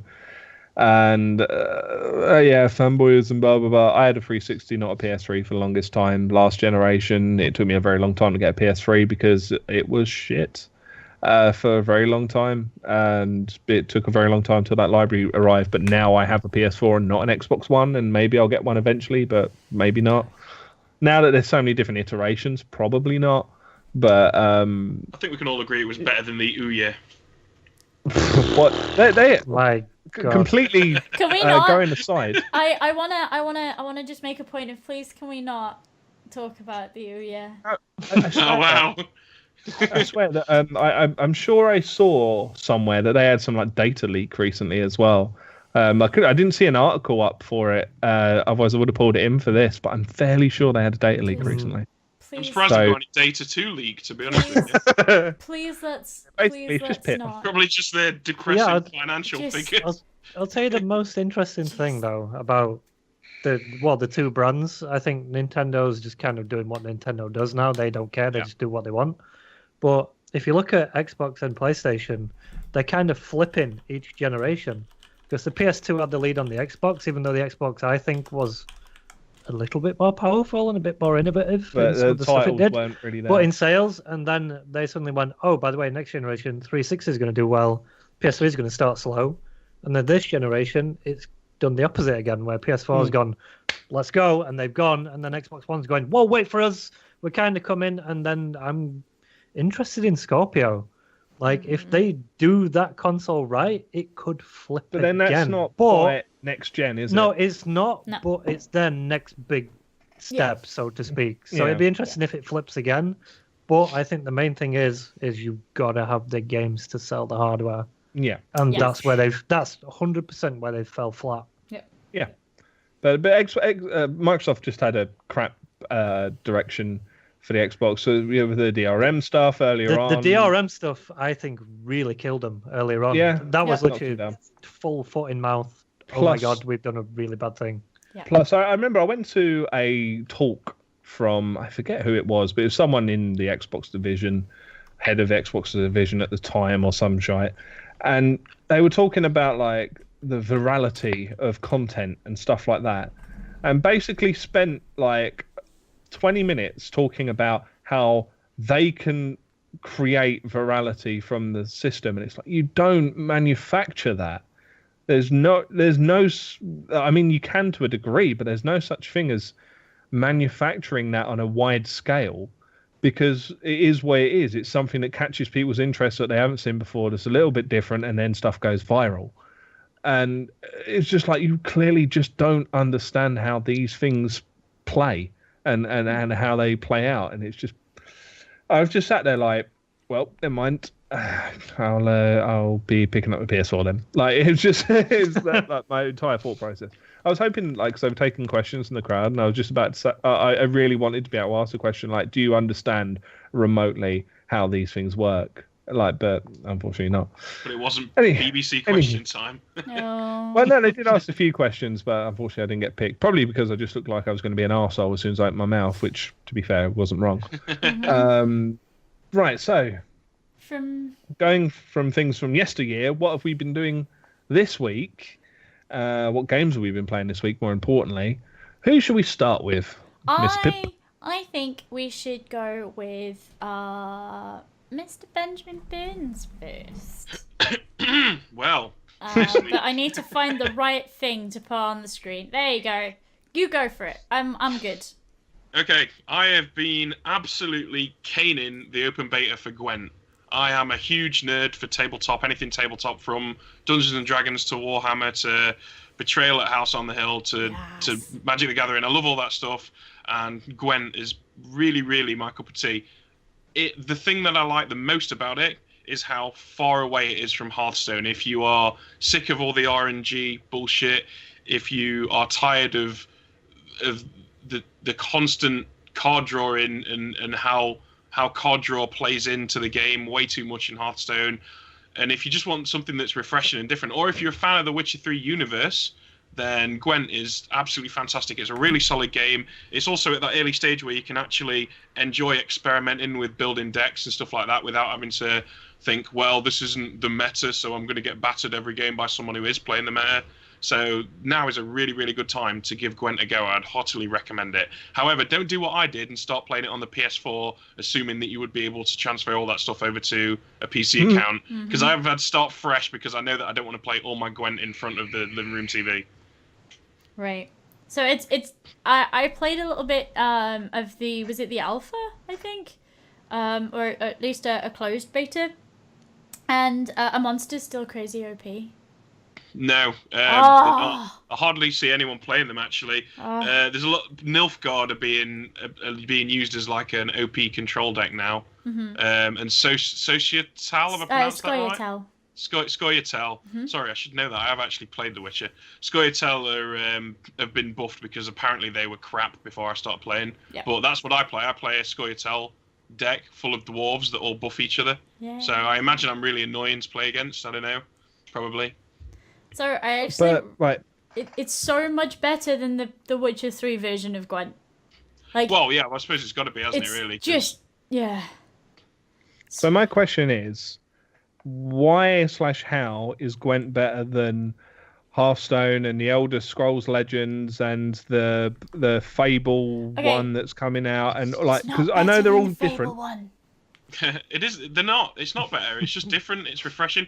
Thing is that I love Elder Scrolls Legends. I've played loads of that. I love Hearthstone. I've played insane amounts of it. I just love card games, and I can smell a good one from a mile away.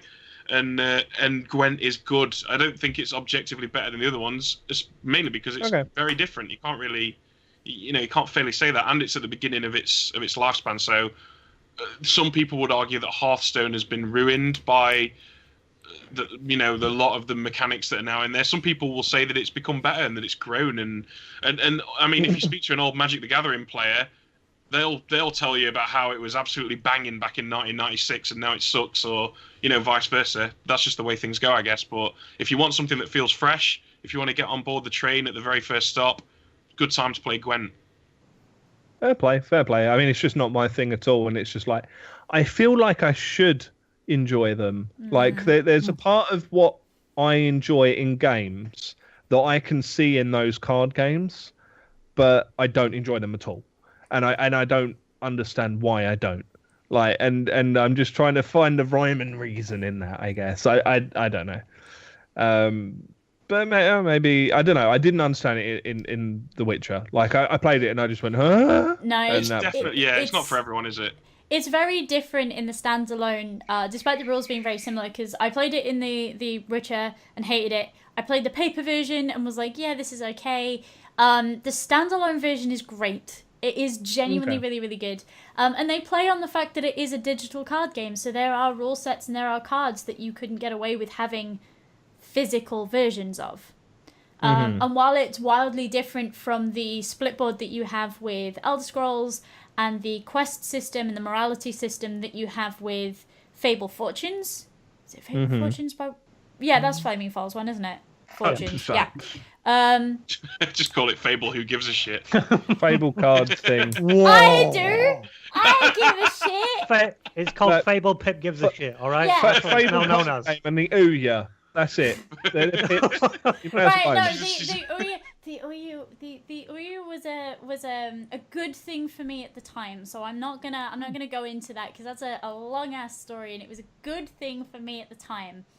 But Hearthstone in the last couple of expansions has most definitely been ruined by RNG, and I think between that and between Gwent and the Flaming Fowl one, yeah, like we're getting these games back, and they are good.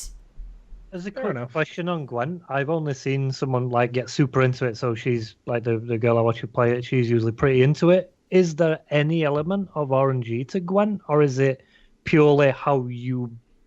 I'm going to assume you build your deck. I've only seen one card that is RNG, and it's a card that I use, and it's randomly deal up to 2 damage to 8 cards on the other player's side. So it's a choice between 1 or 2 damage, and it's a choice between how many of up to 8 cards. Yeah, because when I played Hearthstone, the RNG was what put me off. Yeah. I was like, as a competitive game, that game seems to be ruined by that factor because there seems to be too much of an RNG element to it. It's okay to have a little bit, I think, in cards because, I mean, poker has it, but that's more down to knowing the other player as well. Yeah, that's down to draw. That's down to draw and stuff. The other player, whether they're bluffing or not. To put it into perspective, one of the cards from Hearthstone that was changed that I used to run, and I hated it after it was changed, and I didn't particularly like it before it was changed, but it was the only deck that I was like allowed to run because it was meta, was that for every spell I cast, I put down this card, and it would cast a random spell out of the entire spell list of the game for every spell that I'd already played. But it didn't just target the other player, it could target me. So some games, I would gain 40 armor, I would suddenly have 6 1/1s on the board, it would buff them all by 3/3, and it would do 20 damage to my opponent. In other games, it would go, do you know what? I'm going to destroy all of your minions, and I'm going to hit you for 20. Yeah, and at that point, there's just no element. If you win, you don't feel like you've earned it. If you lose, you feel cheated. Yes. So why is that card even there? Like, there is literally no point me sitting down and putting together a deck that should win consistently. And we're not talking every time, but we're talking, consistently. And the times when it let me down, it not be my deck building's fault. It's just full RNG, and it just there's no satisfaction from that. It's not worthwhile for tournament stuff either, because why the hell would you put that in your deck? Or because it could literally bite you in the arse in the semi-finals or whatever. Like, I see. I see where you're coming from with that. All right, well, who's next? Should we do Sai next? Sure. Let's do it. Yeah. PlayerUnknown's Battlegrounds. If you've not played, I know people are gonna. I'm being looked at vigorously by Squall, I think, when I say this. I've had a lot of fun playing this game, even despite it being kind of clunky. Not as clunky as Arma Battle Royale, which I played a lot of, and super clunky. That's the clunkiest game in existence, I believe. But yeah, this game, this has got it hooks into me like no other game has in the last decade, I'd say. I can't tell you why. Like that, I just think the shooting, now it's fixed, feels great. The performance is improving week on week. I can vouch for that. I haven't seen my frames go up a good 40 since the big patch the other week. And I don't know, it's just the random element of combat as well, where it could happen at any time, any place. Also, some of the glitches are still pretty funny in this game. When you kill a guy and you see his body go 100 foot through the air, is still kind of cool to see no matter what. And apparently they've said they're leaving that in no matter what. They said they actually like that happening. I love that. They did that with Skyrim as well. You know, Yeah. you can put like the cauldron on someone's head and then steal all their stuff because they can't see you. That was like a bug that they knew about, and they went, "Yeah, leave it." Yeah, like some stuff like that. I don't mind stuff like that, Binnings. It's not game breaking. No, It's it's fun. just funny to see. It's not impacting but your game. I just really like the competitive edge of this game. Like the way the leaderboards works is super fair. So if it's on an ELO-based system, so it all goes down to not when you kill someone, it depends on where they're currently placed in the kill rating and also where you finish in the game. So if you, say, finish 30th, but you've killed the number one player in Europe in that game, you're still going to gain a few points because you've killed the top guy. Right. If you have a bad game and, say, someone below you by a few 10,000 places kills you, you lose a lot of rank. So it rewards consistency over being aggressive. And that's what I really like, because if you want to do well, it forces you to always be moving, always be thinking, always be on top of your game. And I still don't think, although DayZ come very close, there is still no feeling close to winning a game in this game. So, the feeling is great. Can I ask you a question? Because I imagine there'll be a lot of people out there in a similar position to me. Yep. Have you played H1Z1 Battle Royale? I've played every Battle Royale game there is, including the new one, which I believe I can now talk about, called Islands of Nine. You can talk about that now, yeah. Yeah. So what I'm going to assume you're going to say what makes this different. Yeah. So PlayerUnknown, the guy behind it, this is his vision. Before he was very restricted by the Armor engine, which everybody knows is the shittiest engine to code for on the planet. H1Z1, he licensed his name onto it and consulted them. He didn't really have a massive influence on how they made that game. So this is this guy's vision of what he wanted this game to be, running on an engine which is, as I've said, Unreal is probably the most adaptable engine you can get at the minute. So at the moment, I would say it is kind of clunky. The movement's a little floaty here and there with the jumping mechanics, I'd say. Other than that, I think he's got a good dev team, which a lot of people say, like, are these devs the right ones to code it? They made Terra, which I think is still a pretty good game, but they made it in this engine. So he's got the right team.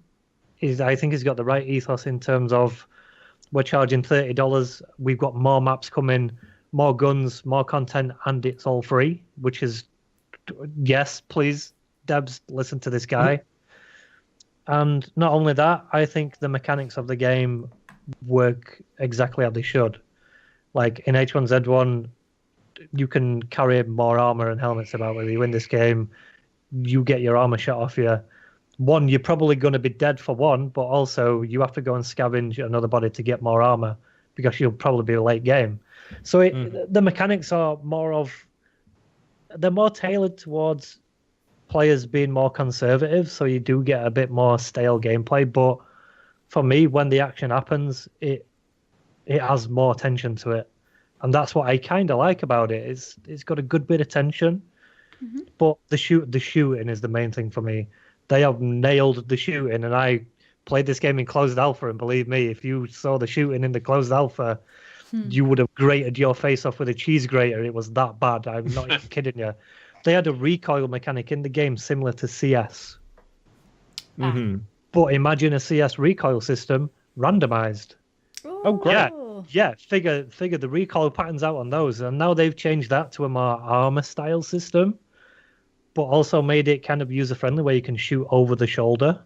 It kind of makes you blur the lines between H1 and the armor battle royale. But I think the mod support's going to make this game super interesting, because he's literally said he wants to open up the full game and go, right, make your own game modes. do whatever you want.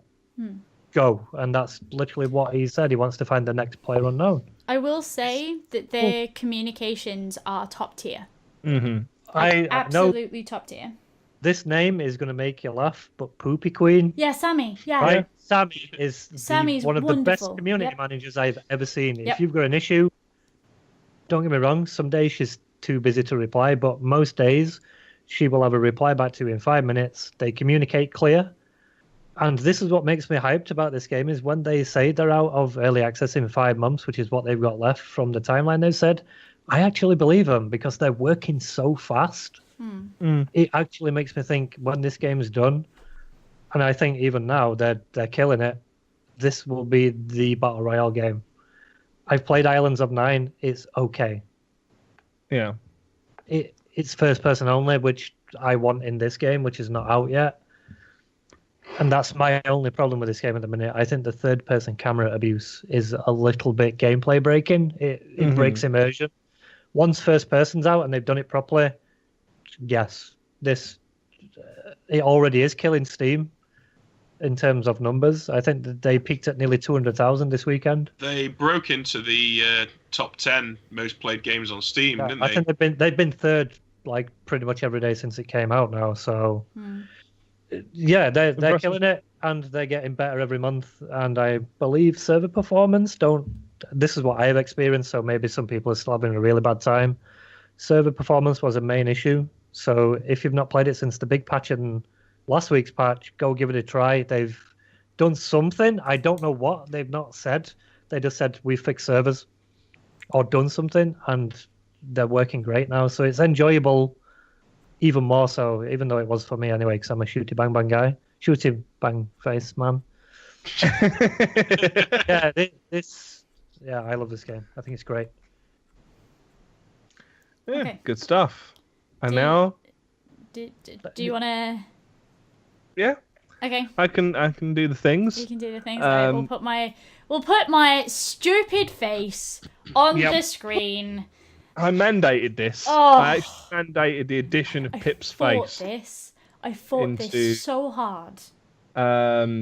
It's the full pajama cast, I believe. Yeah, it is. It is. It's me in my pajamas with my dark hair. Which makes me immensely happy. This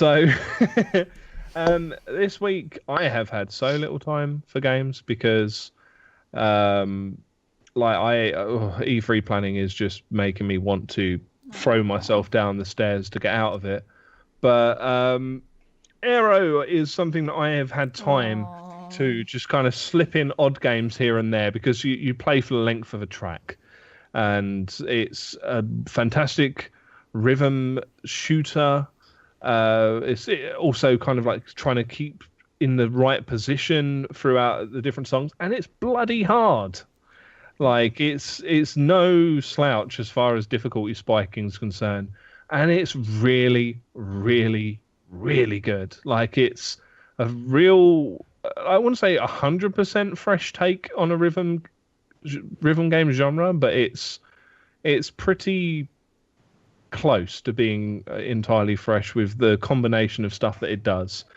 And it's just really enjoyable. Like the score tables are like really, really competitive. So you have like a lot of like little saves that you can have in order to make sure you get the extra few points out of a run. And the competition on the tables is absolutely insane. Like the people at the top of the table just baffle me as to how they manage to do so well on them. But the music, the soundtrack on there is really good as well. It's not really my vibe. The music that's on there isn't really my kind of thing. Like I'm not being into my electronic music, but they're all like really good examples of the style of music. Katy B. It's got Katy B on there, which if anyone's ever watched Pip play Aero, there is mandatory joining in from the chat of going woo every time it comes up in the song. But slightly better sung than that. It makes you play better. Worse sung than it makes you play better, hands down. It is really good. Aero is a big games means recommendation. me and Squall, rhythm games, I'd say me and him are pretty on par with what we used to play, like Audio Surf 2 and stuff like that. Yep. This game is right up there. Like, it's... Yeah. I just think they nailed everything. Performance is great. Yep. It's challenging, Yep. and I'll give you a pro tip, Squall. You have to fire your missiles to the beat to get more points. I know. That's how the top ones do it. Mm-hmm. And that's how I learned that after Morph came in my channel and went, dude, you should fire your shots to the beat. And How I'm did like, you not know? They go "Oh." straight when you hit them on the beat. I didn't think it was a scoring thing though. I just thought it was an Yeah. aesthetic thing. So Your when he said that, I missiles- was like, okay, let's do this. And then my scores. Also, went the nuts. boss fights, A++ boss Oh, fights. yeah. The boss fights are yeah. so good. They're so well done. Yeah, They're so pretty every challenging 5 as well levels. to kill them. They are pretty yeah. challenging to kill. Yeah. If you Yeah. goes on. So every 5 levels, there's like some huge monster that you have to drain its health bar by doing the game mechanics. So staying on the ribbon of light that's going around sort of in time to the music by shooting the monster itself. Oh, in fact, you need to do that. You guys can just see the worm is about to come up on screen now. And they're epic as well. They're really, really cool, stylish levels as well. Like everything just looks great. Yeah. I can't say enough of this. So I know me, Si, and Pip have played it. Ben, you're looking like really engrossed by it. Yeah, I've just Like you been haven't had to staring play at through. these crazy visuals, man. Yeah. I have not. I've heard of this. I've never actually seen it. I played loads and loads of Audio Surf back in the day. So my first thought was, to be honest, when I first heard about it, I just thought, oh, great, Audio Surf, basically. But wow, looking at it, this is pretty cool. Like, I'm quite really impressed. I mean, it looks really, really nice. I particularly like the backgrounds. Do you know what it kind of reminds me of? And this is going to make me sound like an old fart, and no one's probably going to know what I'm on about. I'm waiting for it. Panzer Dragoon on the Sega Saturn. Yes! Has anyone ever played that? Yes! It kind of reminds me of that in a lot of ways. Did they actually name that as a inspiration towards it? I feel that they did. No? Not that I know of. I think it was more like I will- Gitaru Man, was it? Gitaru And- Man, yeah. Yeah, I will yeah, warn that's you guys, though, because it's just been brought up in chat, and it is a very valid point. This game is controller only. Yep. Yes. If you Well, can't could you do imagine playing this with a controllers... keyboard? That'd be horrific. Yeah, it would be horrendous. But If it no, didn't have the shooting, the mouse could have worked, I think. Yeah, but maybe. obviously, I think that might have been a little bit too accurate. But Yeah. yeah, no, it's so good. it's really good. It's really, really good. The video Everything's without the like music super doesn't tight to quite do music. it justice, and I completely agree, because the music for the Spadoodler boss is just the best It thing. has a cat in it. Just It's just a point in the song where you just hear a cat go meow, and it just. I was like, well, this is the game of the year And for it me. fits, yep. It fits. It does really well. It does really well. But yes, no, I agree with you. I couldn't recommend it enough. Ben, you're the only one here that doesn't have it. Don't be the odd one out. You should pick it up very soon. Look, can you get it on PS4? Yes. Yes, you can. Yes. I might grab it on the PS4 then. chill in PS4, front of the TV. Xbox One, and Steam. So there you go. Well, yeah, like a quick comment. The worm. My mind blew when I was like, "Oh, the worm's just going to fly next to me," and then I'm like, "Oh God, I'm going in its mouth!" Whoa! Like I'm just that gonna was blast out the its most intestines. insane. I love that bit. It's Yeah. insane. Oh, God. Right, and then we are left with, Me. as if we haven't discussed this game enough this week. For God's sakes. All right. Well, I'll make it super brief. Go on, brief. go on, put his face up on the screen again and let's Yes. get on with it. Go on. All right. So, if you've not played The Witcher yet and you are a fan of stories, please go do it. Please go do it. I played The Witcher 3 like a year ago, raced through a couple of quests and was like, yeah, this is alright. It's pretty. And I left it. So, this last week, I've gone back to it and I've started playing it and I'm listening to the game. I'm reading the stories. I'm talking to people. I'm taking in as much of the lore as I can. And it is a completely different experience. Completely. If you want a good example of narrative, if you want a good example of woven lore, if you want a good example of quests that make you think. What's that weird stuff on Geralt's back? Somebody asks. They're clothes. We're currently doing a playthrough where all Geralt wears is a towel. I am playing through the entire game in just... Well, I'm not playing through the entire game in just a towel because I'd lose my job. But I'm playing through the entire game where Geralt is just in a towel. So like Geralt's Hitchhiker's Guide to the Galaxy. Yes. He never does look that panicked, so I guess... Yeah, no, exactly. It fits. But no, it's really great. If you are looking for an experience where you can go and just lose yourself in... it's almost like losing yourself in a different language, in a different country, in a different world. It's absolutely wonderful, and I adore it.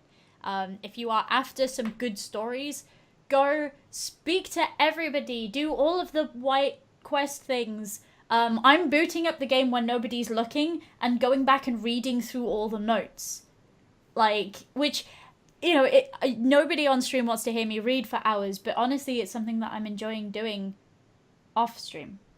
Mm-hmm. It's just taking the time to sit back and read. So yeah, if you're into stories, if you're into narrative experiences, if you're into quite challenging combat, if you're into learning a lot, there you go. Yes, basically, if you want to go to Wales but don't want to run the risk of running into a wild pip, play The Witcher 3 and it will give you about the right experience. And that's all I'm going to say, because it speaks for itself really as a game. It is absolutely wonderful and I adore it endlessly.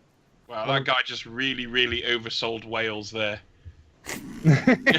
It's nowhere near as good in Wales as it is in The Witcher 3.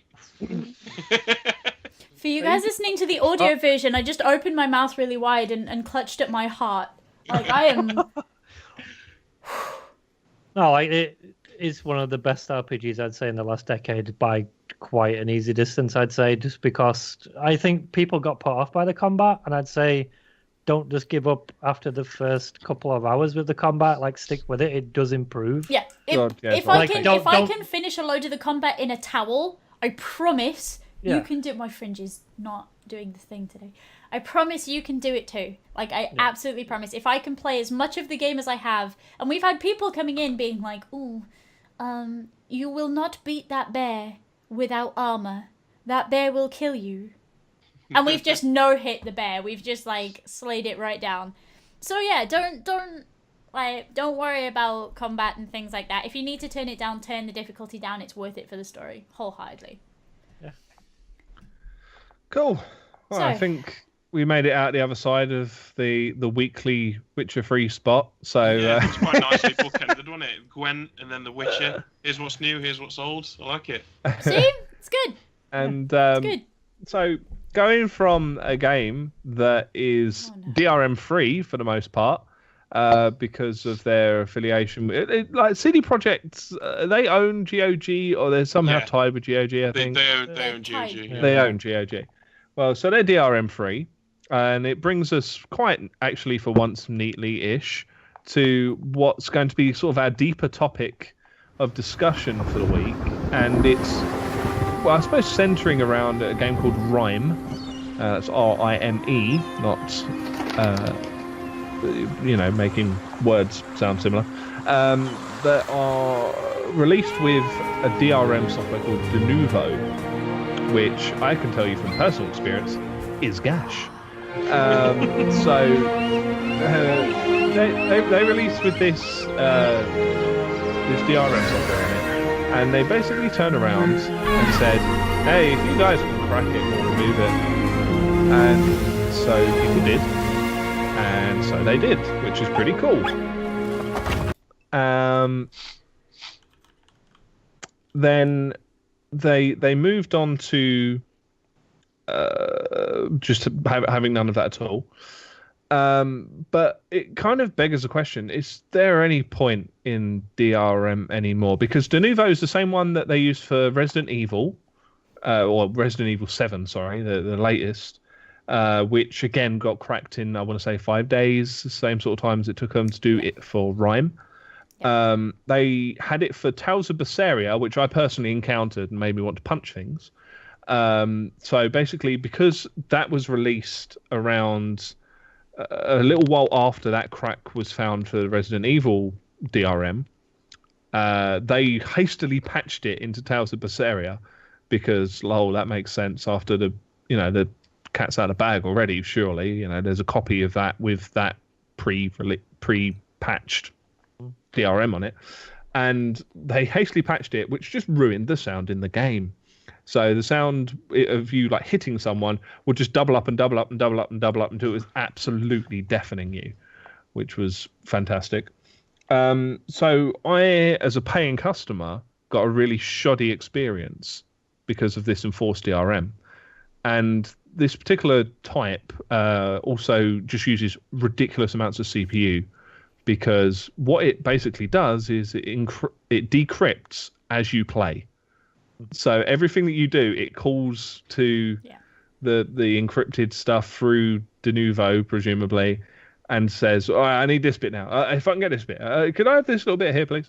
And it's like hitting the performance on PC in general. So, are we in a point in time where DRM is either not needed, or it's just too overbearing to the point where it ruins the paying player's experience? Like, what are our feelings on DRM as a necessary tool? I think the best games give you a reason to not pirate them, don't they, really? Yeah. I mean, if you've got... There's been plenty of times in the past where a game would have been great to pirate if it wasn't for the fact that there was an awesome multiplayer element to it that I really wanted. I mean, the other day, a couple of weeks ago when Prey first came out, I was broke and I really wanted to play it. I was really excited for it. I was gutted that I didn't have the money to buy it on release. But I waited because I know that Arcane, the guys who make it, support their games really well. And I knew there was a couple of launch issues, and I thought, do you know, obviously I'm not promoting piracy or anything like that, but I thought, no, I'm not going to acquire this by any other means. I'm going to wait, and I'm going to get the fully patched up version of it that I know is going to be the best experience I could possibly have, because I'm only ever going to get to experience this plot for the first time once, right? And that's why that's an example of a good game that doesn't pack it full of DRM, that gives you a reason to want to buy it. If a company is forcing you to go through something like what the Rhyme guys have done, that to me says we don't have the confidence in our product to assume that you will pay us for it. We're going to have to force you to pay us for it. I will say, though, it was very sad where, I forget what game it was, but a game came out recently.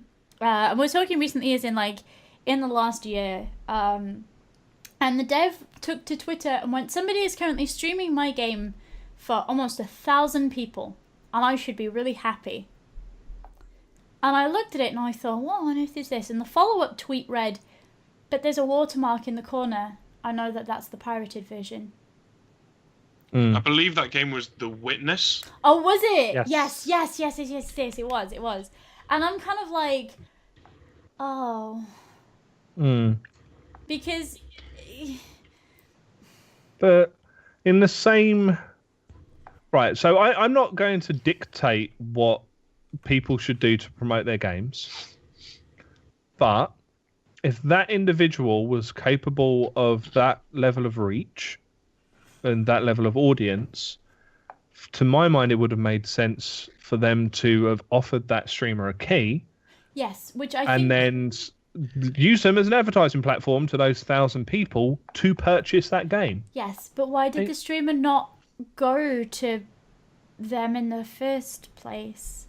Like, I don't know. The problem is a lot of games are quite difficult to go through that methodology with. Speaking as someone that runs a platform that probably has links with the vast majority of mainstream publishers to be able to obtain review keys, and quite a lot of indies and smaller publishers as well, there are still a lot of games where I want to be able to review them. You know, I'm poor as shit. There's no way I can afford to buy all the games that I need to review and stream and promote and blah, blah, blah. So my options are quite limited by the fact that I just can't contact some of these people. And there's so many different services for, Keymailer or the Distribute website, Do Distribute, is it called? Yeah. And then you've got like Press Kit, and then you've got individual people that represent some people. And then sometimes maybe they just do it themselves through their Twitter channels. There's a difficulty in obtaining that access in the first place. And I'm not saying that streamer was right to pirate the game and stream that by any stretch of imagination. No one is in the right for pirating. Like I completely disagree with that concept. But I do think it's important to bring up, like, we're saying that it's something that, DRM is totally pointless and it kills games and blah blah blah. But it is always worth remembering that piracy is a thing that happens, and it does affect a lot of people. If he'd said to those thousands of people, well, I was on Pirate Bay this weekend and I picked it up, then he's not made those 100 sales that he was going to make. No, right. No. But the other thing to remember though is, as far as content creators are concerned, how many platforms are you registered on to get keys? Because I know that I'm registered on at least 6 different sites to get keys. Yeah, I was going to say 5, maybe. Yeah. At least. It's something to remember that there are platforms out there. If you want to be a part of the industry and play games as part of the industry, there are ways and means to get those keys. Without, there's things like Keymailer, Evolve. I think I'm signed up through Do Distribute as one of their thingy members. But it's that's a naff one, but it. No, I like it because their press kits are super straightforward, and sometimes I like to read press kits. That's my. You got Evolve terminals, which are pretty good. Yep. I actually really, really like terminals. That's very, very good. But I agree with chat. It's a situation where the minority have ruined it for the majority, and it's the same as we're getting with adverts, where people started using ad block, so ads became more intrusive. Yeah. And we're seeing the same here, where DRM, and I know Ben will remember, because you're about as old as I am, when you used to put your floppy disks in, and it would give you 2 symbols on the screen, and you'd have 2 wheels, and you'd have to put the 2 wheels together that were in your game box, and you had to read the code, and then you had to type in the code that the putting the 2 wheels together gave you. That was on the classic D&D PC games. Mm-hmm. Yeah. I've still Monkey got the Island original did it Civilization. too. Yeah, that's true, yeah. Yep. A lot of games used instruction manuals as well. So you go to page 17 and word 14 and like that. That was cool. The one that I really liked was the original Worms. They had something like that, but it was black printed on black, like glossy black printed on black. So you couldn't even photocopy it. Yeah. Yep. Very clever. But I think the interesting thing about Denuvo is that it is a tax on your hardware. I think that's the biggest put off for a legitimate customer. If they're on not a fantastic PC, if a DRM is taking up that extra space and like in terms of hardware power, that could easily put you off buying the game. Like if Denuvo is going to have that big of an impact, which in some games it does, that's going to totally ruin that guy's experience. And then is that guy going to say to his stream, I'm having massive performance issues? Yeah, of course he is. Yeah. Most streamers would. They're not going to hide it when you're seeing like 10 FPS on a screen. Yeah. But I think Denuvo's pretty interesting in terms of, from what I've heard, not only do they remove it if someone cracks it, they also only license it for a certain time frame. Huh. So you have to pay and renew. So I know there's a couple of games recently, but I've had patches out, and some people have looked and go, whoa, hang on, you've removed the DRM? And Denuvo's come out and said, yeah, like their license has run out. That's mental. And that's the first I've heard of that, but they kept it on the down low. There's probably a curve, though, isn't there? Of you know, every game has a curve of sales, right? And it's going to spike right at release, and then it's going to go straight down. So I guess once it's gotten to the point where no one's really going to buy the game anymore, or not anywhere near as many people are going to buy the game anymore, they may as well just strip it off and not pay for it anymore, and it's probably cheaper for them to buy in the outset. I mean, not many people know what the cost is, so I'm going to assume it must be pretty heavy for them to say. The problem with that, though, is something that we've seen with... Now, I've got to get this right, because I know Steve will tell me off otherwise. I think it's Fantasy Star that does it, but you'll have to forgive me if it's not. That used to have a DRM where it checked in with some kind of server when you logged in, right? Yes, and I think the server would go, ping, that's a legitimate copy, go and play.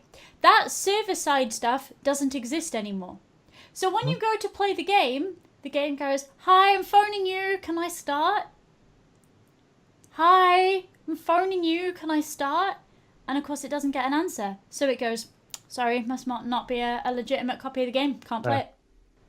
So you've also got that, and again, it's this thing where because people have been pirating, and obviously with the fall of AA and the rise of kind of indie versus AAA, we've seen a big shift in needing to support devs to get that level of quality of game out, right? Mm-hmm.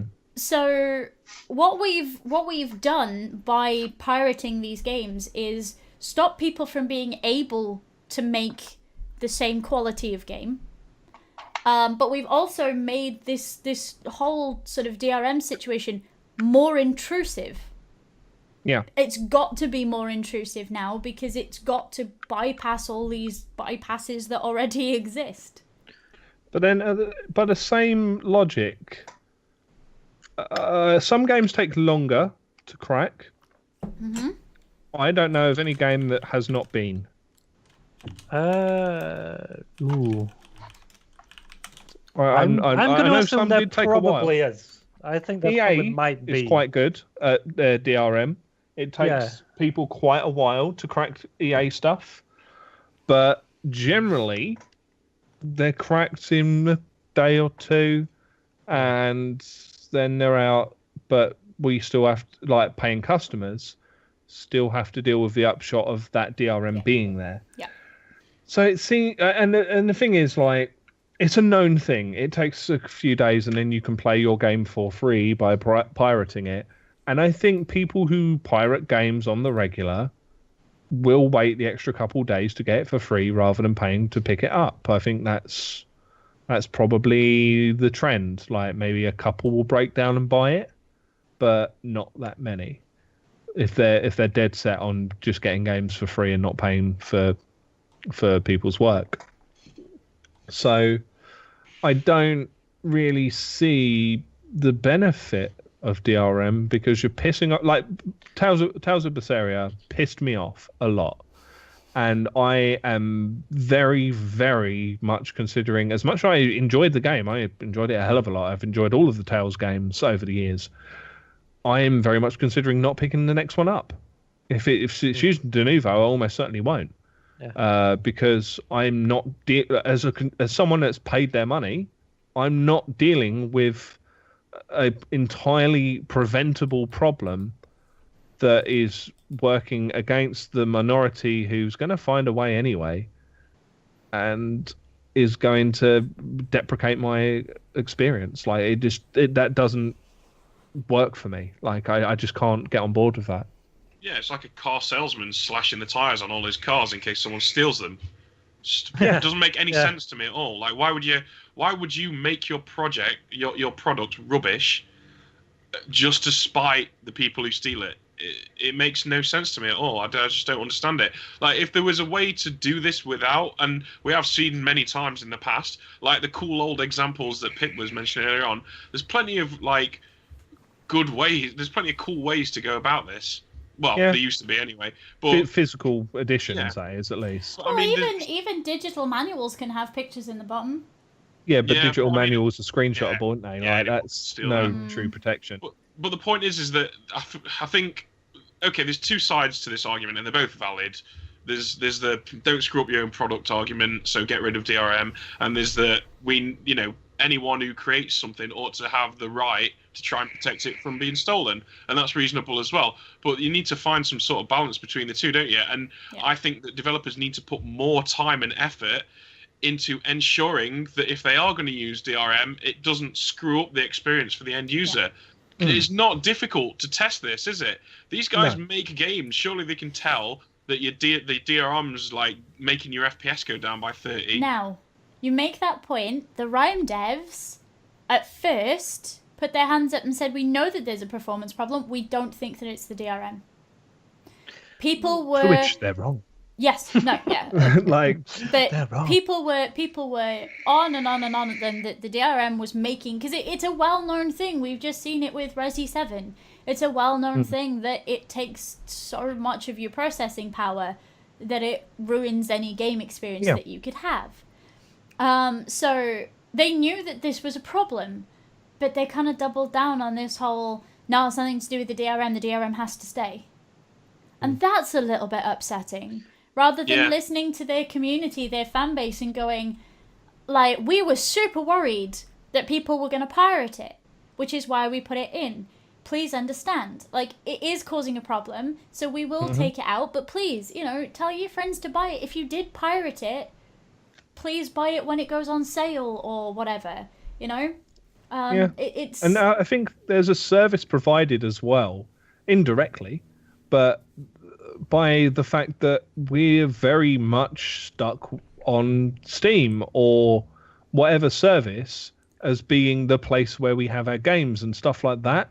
Like, I have rebought games in the past that have had a standalone launcher or whatever else in order to have them on Steam because I could pick them up for cheaps on sale or whatever else. And I think even that serves as, well, not as DRM, but like as an incentive to purchase.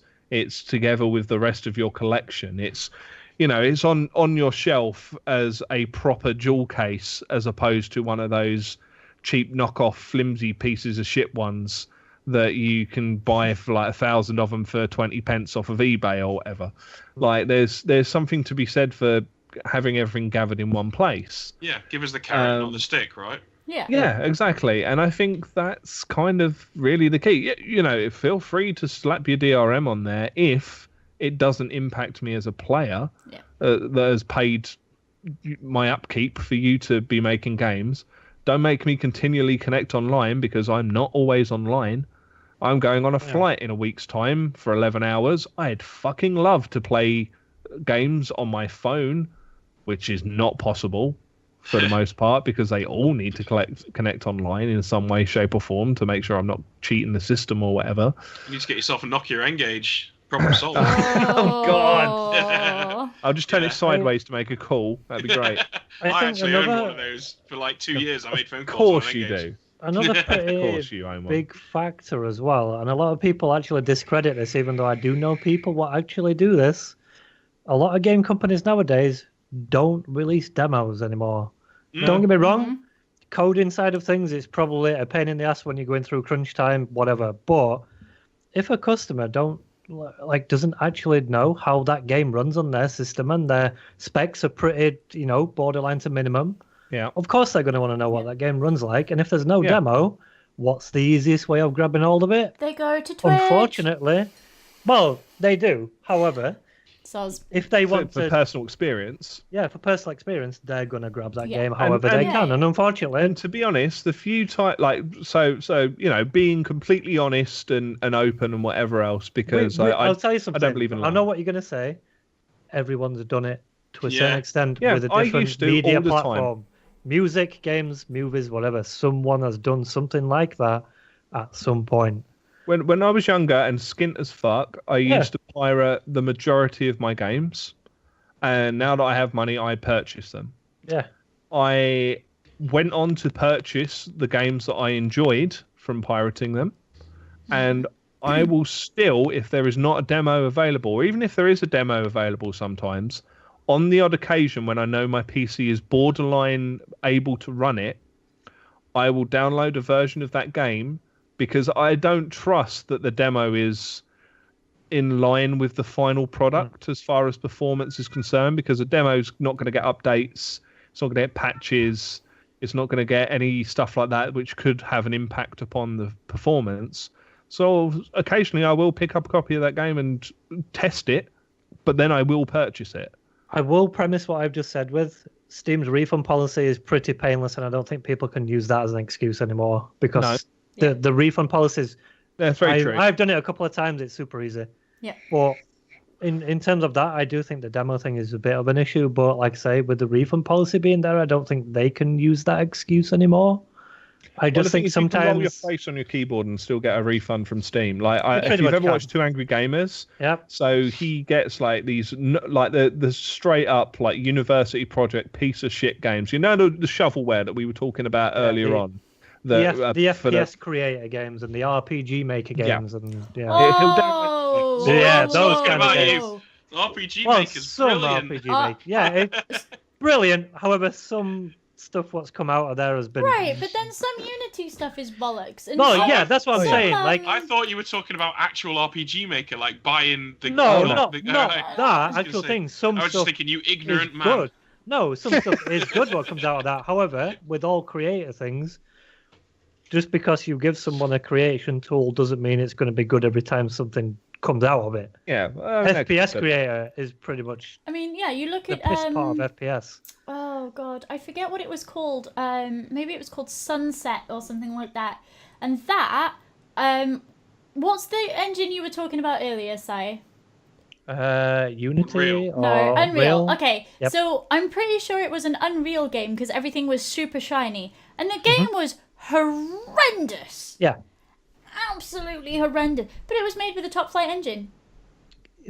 Well, the thing with the Unreal Engine is it is free unless you earn a certain amount of money now. So pretty much they just spent everybody make a game. There you go, and everyone kind of does. Unfortunately, It's such a when they're good really engine bad. that it's very Yeah. intuitive to use, and it's got such a good market that Yeah. if you're some sort of 13-year-old moron with access to daddy's credit card, you can knock something up that looks great but plays like ass because you'll have all the funds and all the resources, but none of the actual know-how. Yeah, Yeah. no, Very you true. know, But yeah, what my point was is like he'll pick up those absolute shite games and he'll play them to just basically show how shite they are, and then he refunds them because like they shouldn't be on Steam in the first place, effectively. But he literally types in the comments box, "This game was shit. I wanted to scratch my face off. It made me want to headbutt a child." Like he will put like anything in on there, and he gets a refund every time. So like it's definitely like it's a tick. Like It is every time painless. you can write anything. It's So, very which is rare. a bit of an issue in of itself because you Yeah, should because- have a reason to refund. But Yeah, like who's actually reading those things? Unless they find it really funny and go, "Well, he made an attempt to be funny, so refund." But yeah, It probably like- takes it probably costs them more money in manpower to have someone vetting it than it does for them to just go, "Okay, we'll give you a refund." yeah, but Yeah. that money comes out of the developer's pocket as well, which is the kind of issue. But I feel like we've kind of moved away from what we were. we have. oh yeah, I mean Yeah. like as well, pricing may be a thing as well. Whether they Yeah, think it's worth sure. money or not, that's also another. Because I know people complain about Battlegrounds being £27, aka $30, but I think they've warranted that with good communication, good devs, and actually saying, "Hey, we're not going to be in early access for 4 years." Daisy. Yeah, So I think Oh it's yeah, all that's about actually coming out of early access now, isn't it, Daisy? It's officially going into beta. Look, listen. If that game ever gets finished, I will show my penis in a Aldi's shop window because they will run out of money before that game is done with how slow they're going. No, let's not go down that road of Daisy. I was gonna say, let's not do yeah, like, this. pricing, I think pricing's maybe another thing because some games are a little bit too much for what they are. But again, I think that's the thing to do with the fall of the double A means that we're kind of in an uncertain area of how much do you charge for a video game when it's, you know, an independent title, when it's, you know, a AAA title, is there a crossover, that sort of thing, and that's always super difficult. but Yeah, I guess the other side as well is like you don't have this with anything else. Media is very unique insofar as you can go and get it through other means, whereas like a TV, for example, you couldn't just pirate a TV, you know. And I know it kind of echoes those really crap adverts that we have in the UK. Yep. You wouldn't pirate a car, but like you know, like it's very unique that there's another option that you could nick it basically by pirating it. But like it means the pricing should potentially take that into account. I feel, because it's an awareness thing. They have to be aware that it's going to happen. It's shit. It sucks. It will, but it's going to happen. But you have power to control that to a degree by price point. And the problem that I see, and it happens more from Eastern developers rather than Western, I would say, but their technique is to double the price as opposed to half the price, or lower, raise rather than lower. Like a lot of Japanese publishers, without sort of directly naming names, but like your more well-known ones, will tend to have like a real premium. Like it'll be a 60 quid game. Yeah. As general, as opposed to a 40 quid game, which I could kind of go, yeah, I'll get my 40 quid out of that. And that definitely enters into the decision. It really does. Like having recently just gone full time on Twitch, I know for a fact my funds are very limited now. So when it comes to purchasing a game, I'm going to be looking at a lot of things like curator reviews, hopefully when they get pushed to the forefront on Steam, live streams. I'll probably go to people like Squall and like Pip, to say like, yo, is this game actually legit? Oh, that's a mistake. Well, okay then. I say that. I mean, on my just part. Pip then I'll go to. It's safer bet. I was going to say, whoa now. I picked good video games. It's all going to come down to a lot more influence on what I buy now, rather than I will just go out and willy-nilly spend whatever on a game because I can, rather than, no, I've got to think about this now. You have a budget. There's so much what can go into a DRM decision and a piracy decision, but like I say, I think Denuvo is one of the worst ones in terms of making people lean towards piracy, but it's also, from the dev standpoint, it is one of the ones more difficult to crack, although recently that's kind of been disproven as well. So I can see both sides, but I think as a legitimate customer, you should never have your hardware sacrificed for being legit. That just doesn't seem to be a good moral decision on the dev's part. Like, there's other ways you can do it. And it actually makes me think of that post going around on Twitter, which is the little girl that wrote a comment about a teacher saying that, like, mass punishment is a war crime, and so you shouldn't do it in the classroom, and you should be brought up in front of the Hague. And it's like the legitimate gamers are receiving that mass punishment for the individual offenders that cause that for there to be a need for that. And like, I don't know why that sprung to mind, but like, it runs alongside that almost. I mean, it's not a fucking war crime to DRM your game, but like, it's that same kind of line of thought. No, but it's affecting the consumer's final kind of experience. Yeah, and that's the final point. Like, do what Blue Wall have done and employ someone like Sammy to be a figurehead of your communication on a personal level, like talk to the people who are buying your damn games for once, rather than we're going to change something and then 2 months later go, oh, we finally decided you didn't like that change. Like, actually give feedback. Yeah, look at the difference between... They do it. Yeah, look at the difference between PUBG and For Honor, for example. Yes. Yeah. And that's the thing, like, I don't even know what channels to go through to give feedback to the majority of companies. I don't play PlayerUnknown Battlegrounds. I have fuck all interest in playing that game whatsoever. I hate that entire genre as a whole.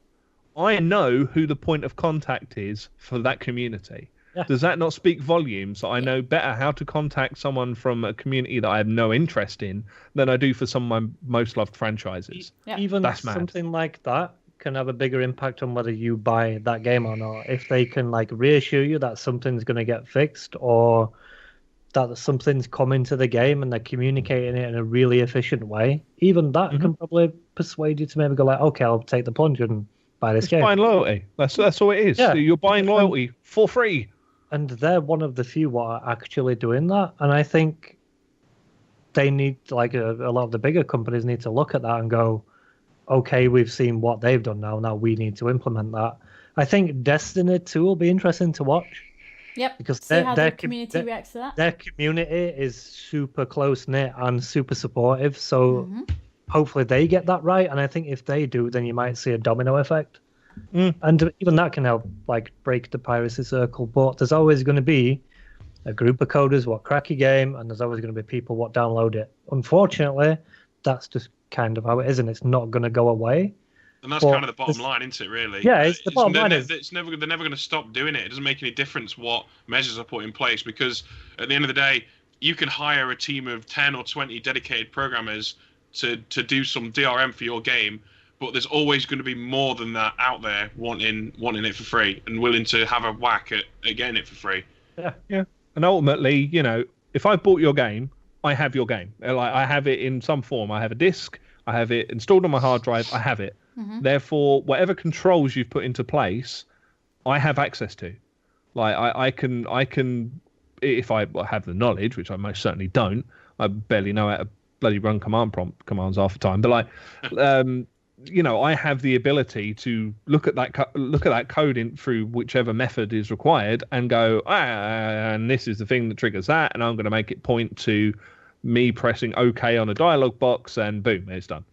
Like, I've broken the code. So like, it's there's a very solid limit of having access to that, and you can't not give them access to it because then they don't have it.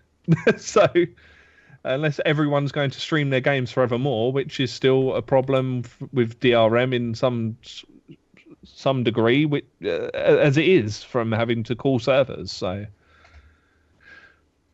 DRM, it sucks, but it's good, but it also it sucks. Yeah. Yeah. We've not really come very far in this discussion, have No, we? That's pretty much the bottom line. Something needs to be done, but I'm not sure that any of us.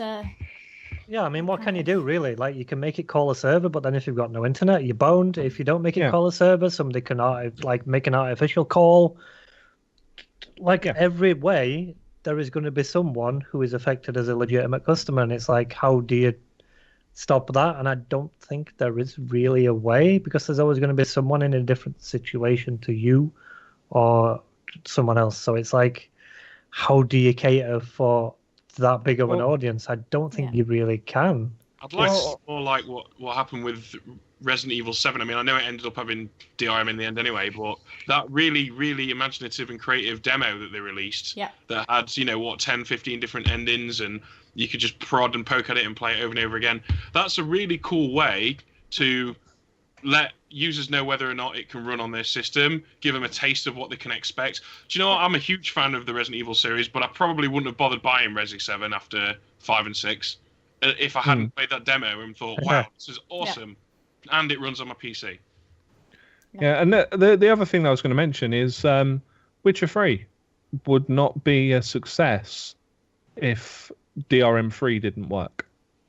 Yeah. Because first and foremost, it's DRM free. Like, it's through, it's available through Good Old Games because the developers own Good Old Games, and it's DRM free. Like, it's available for that. It's still a big success. It still earned a lot of money, and yes, that's not going to be the case for everyone, and yes, that's not going to be helping the smaller size publishers and developers who have more limitations on how on their reach and so forth. But it proves that a DRM free approach can work. I think it all comes down to single player as well. Like, I think single players need DRM more than multiplayer because serial keys. You can do a serial key check for a multiplayer game. If your key's legit, you get access. If your key's not legit, you're done. Yeah. So I think it's more focused towards single player. But even then, like, there's the fact of offline and online activation and stuff like that. Like you said, you're going on a plane. If you want to play a game what requires online activation, you're kind of not going to play that game on the plane. Maybe I'll get into Witcher 3. Yeah, well, so you should, because it's a bloody good game. All right.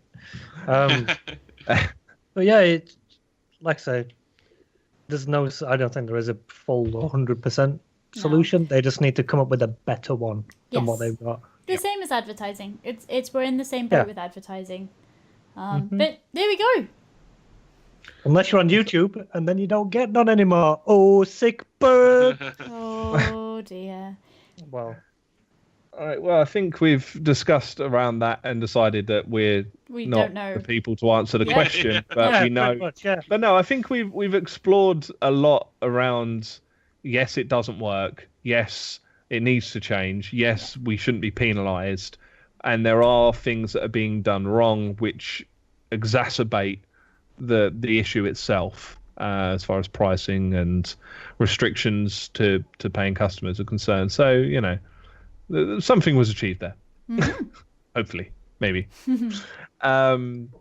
But that's I think that's nearly our lot for the week, isn't it? Yeah, I think the only thing we have left to do really is to decide why was this episode a 6 out of 10, and I'm gonna ask you two, why was this? And chat, if you think you know why this episode was a 6 out of 10, because obviously we need to name the episode. I think the one with too many lads, isn't quite catchy enough. Witcher 3 edition, isn't it?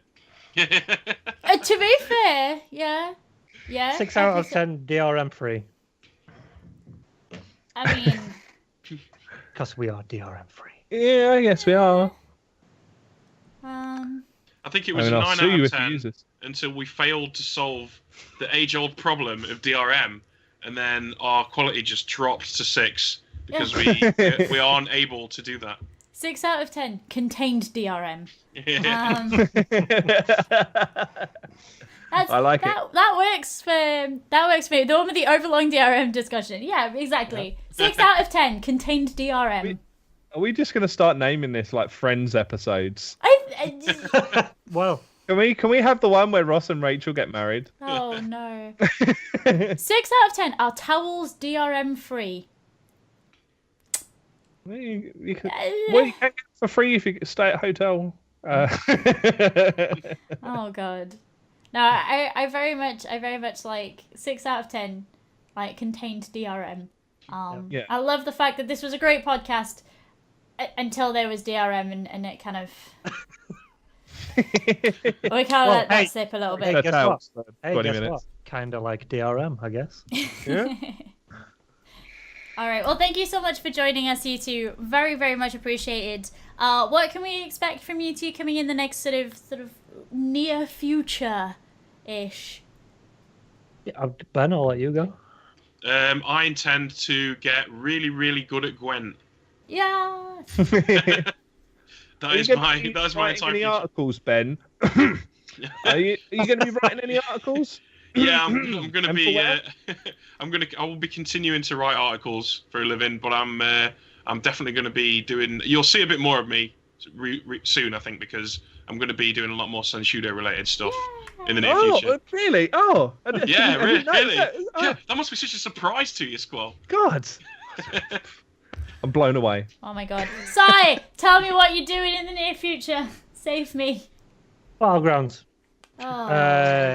Yep, sorry. Alright. But yeah, we're really high ranked at the minute. When I logged off last night, 24th in solos in EU. Oh, good job. So we are pushing for. I've said I know I'm decent at this game.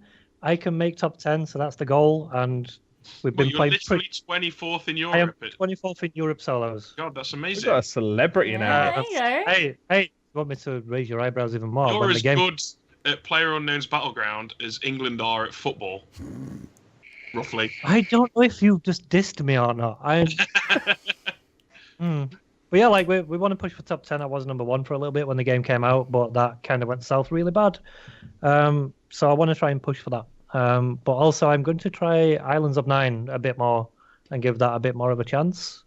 That's also a battle royale game running on Unreal, funnily enough. But it is kind of like a Crisis battle royale game, I'd say. It looks like it could have been easily a Crisis mod. Just wrong engine and kind of wrong frame rate. Because that's my main issue with that game. But yeah, that's pretty much it. Like I'll probably throw in the odd other game here and there, like a bit of Euro Trucking, which is multiplayer in that game is well random and full of really bad drivers, apparently. Glitches. That's all right. So is the real world. Sam, Well, yeah. what are you doing this week?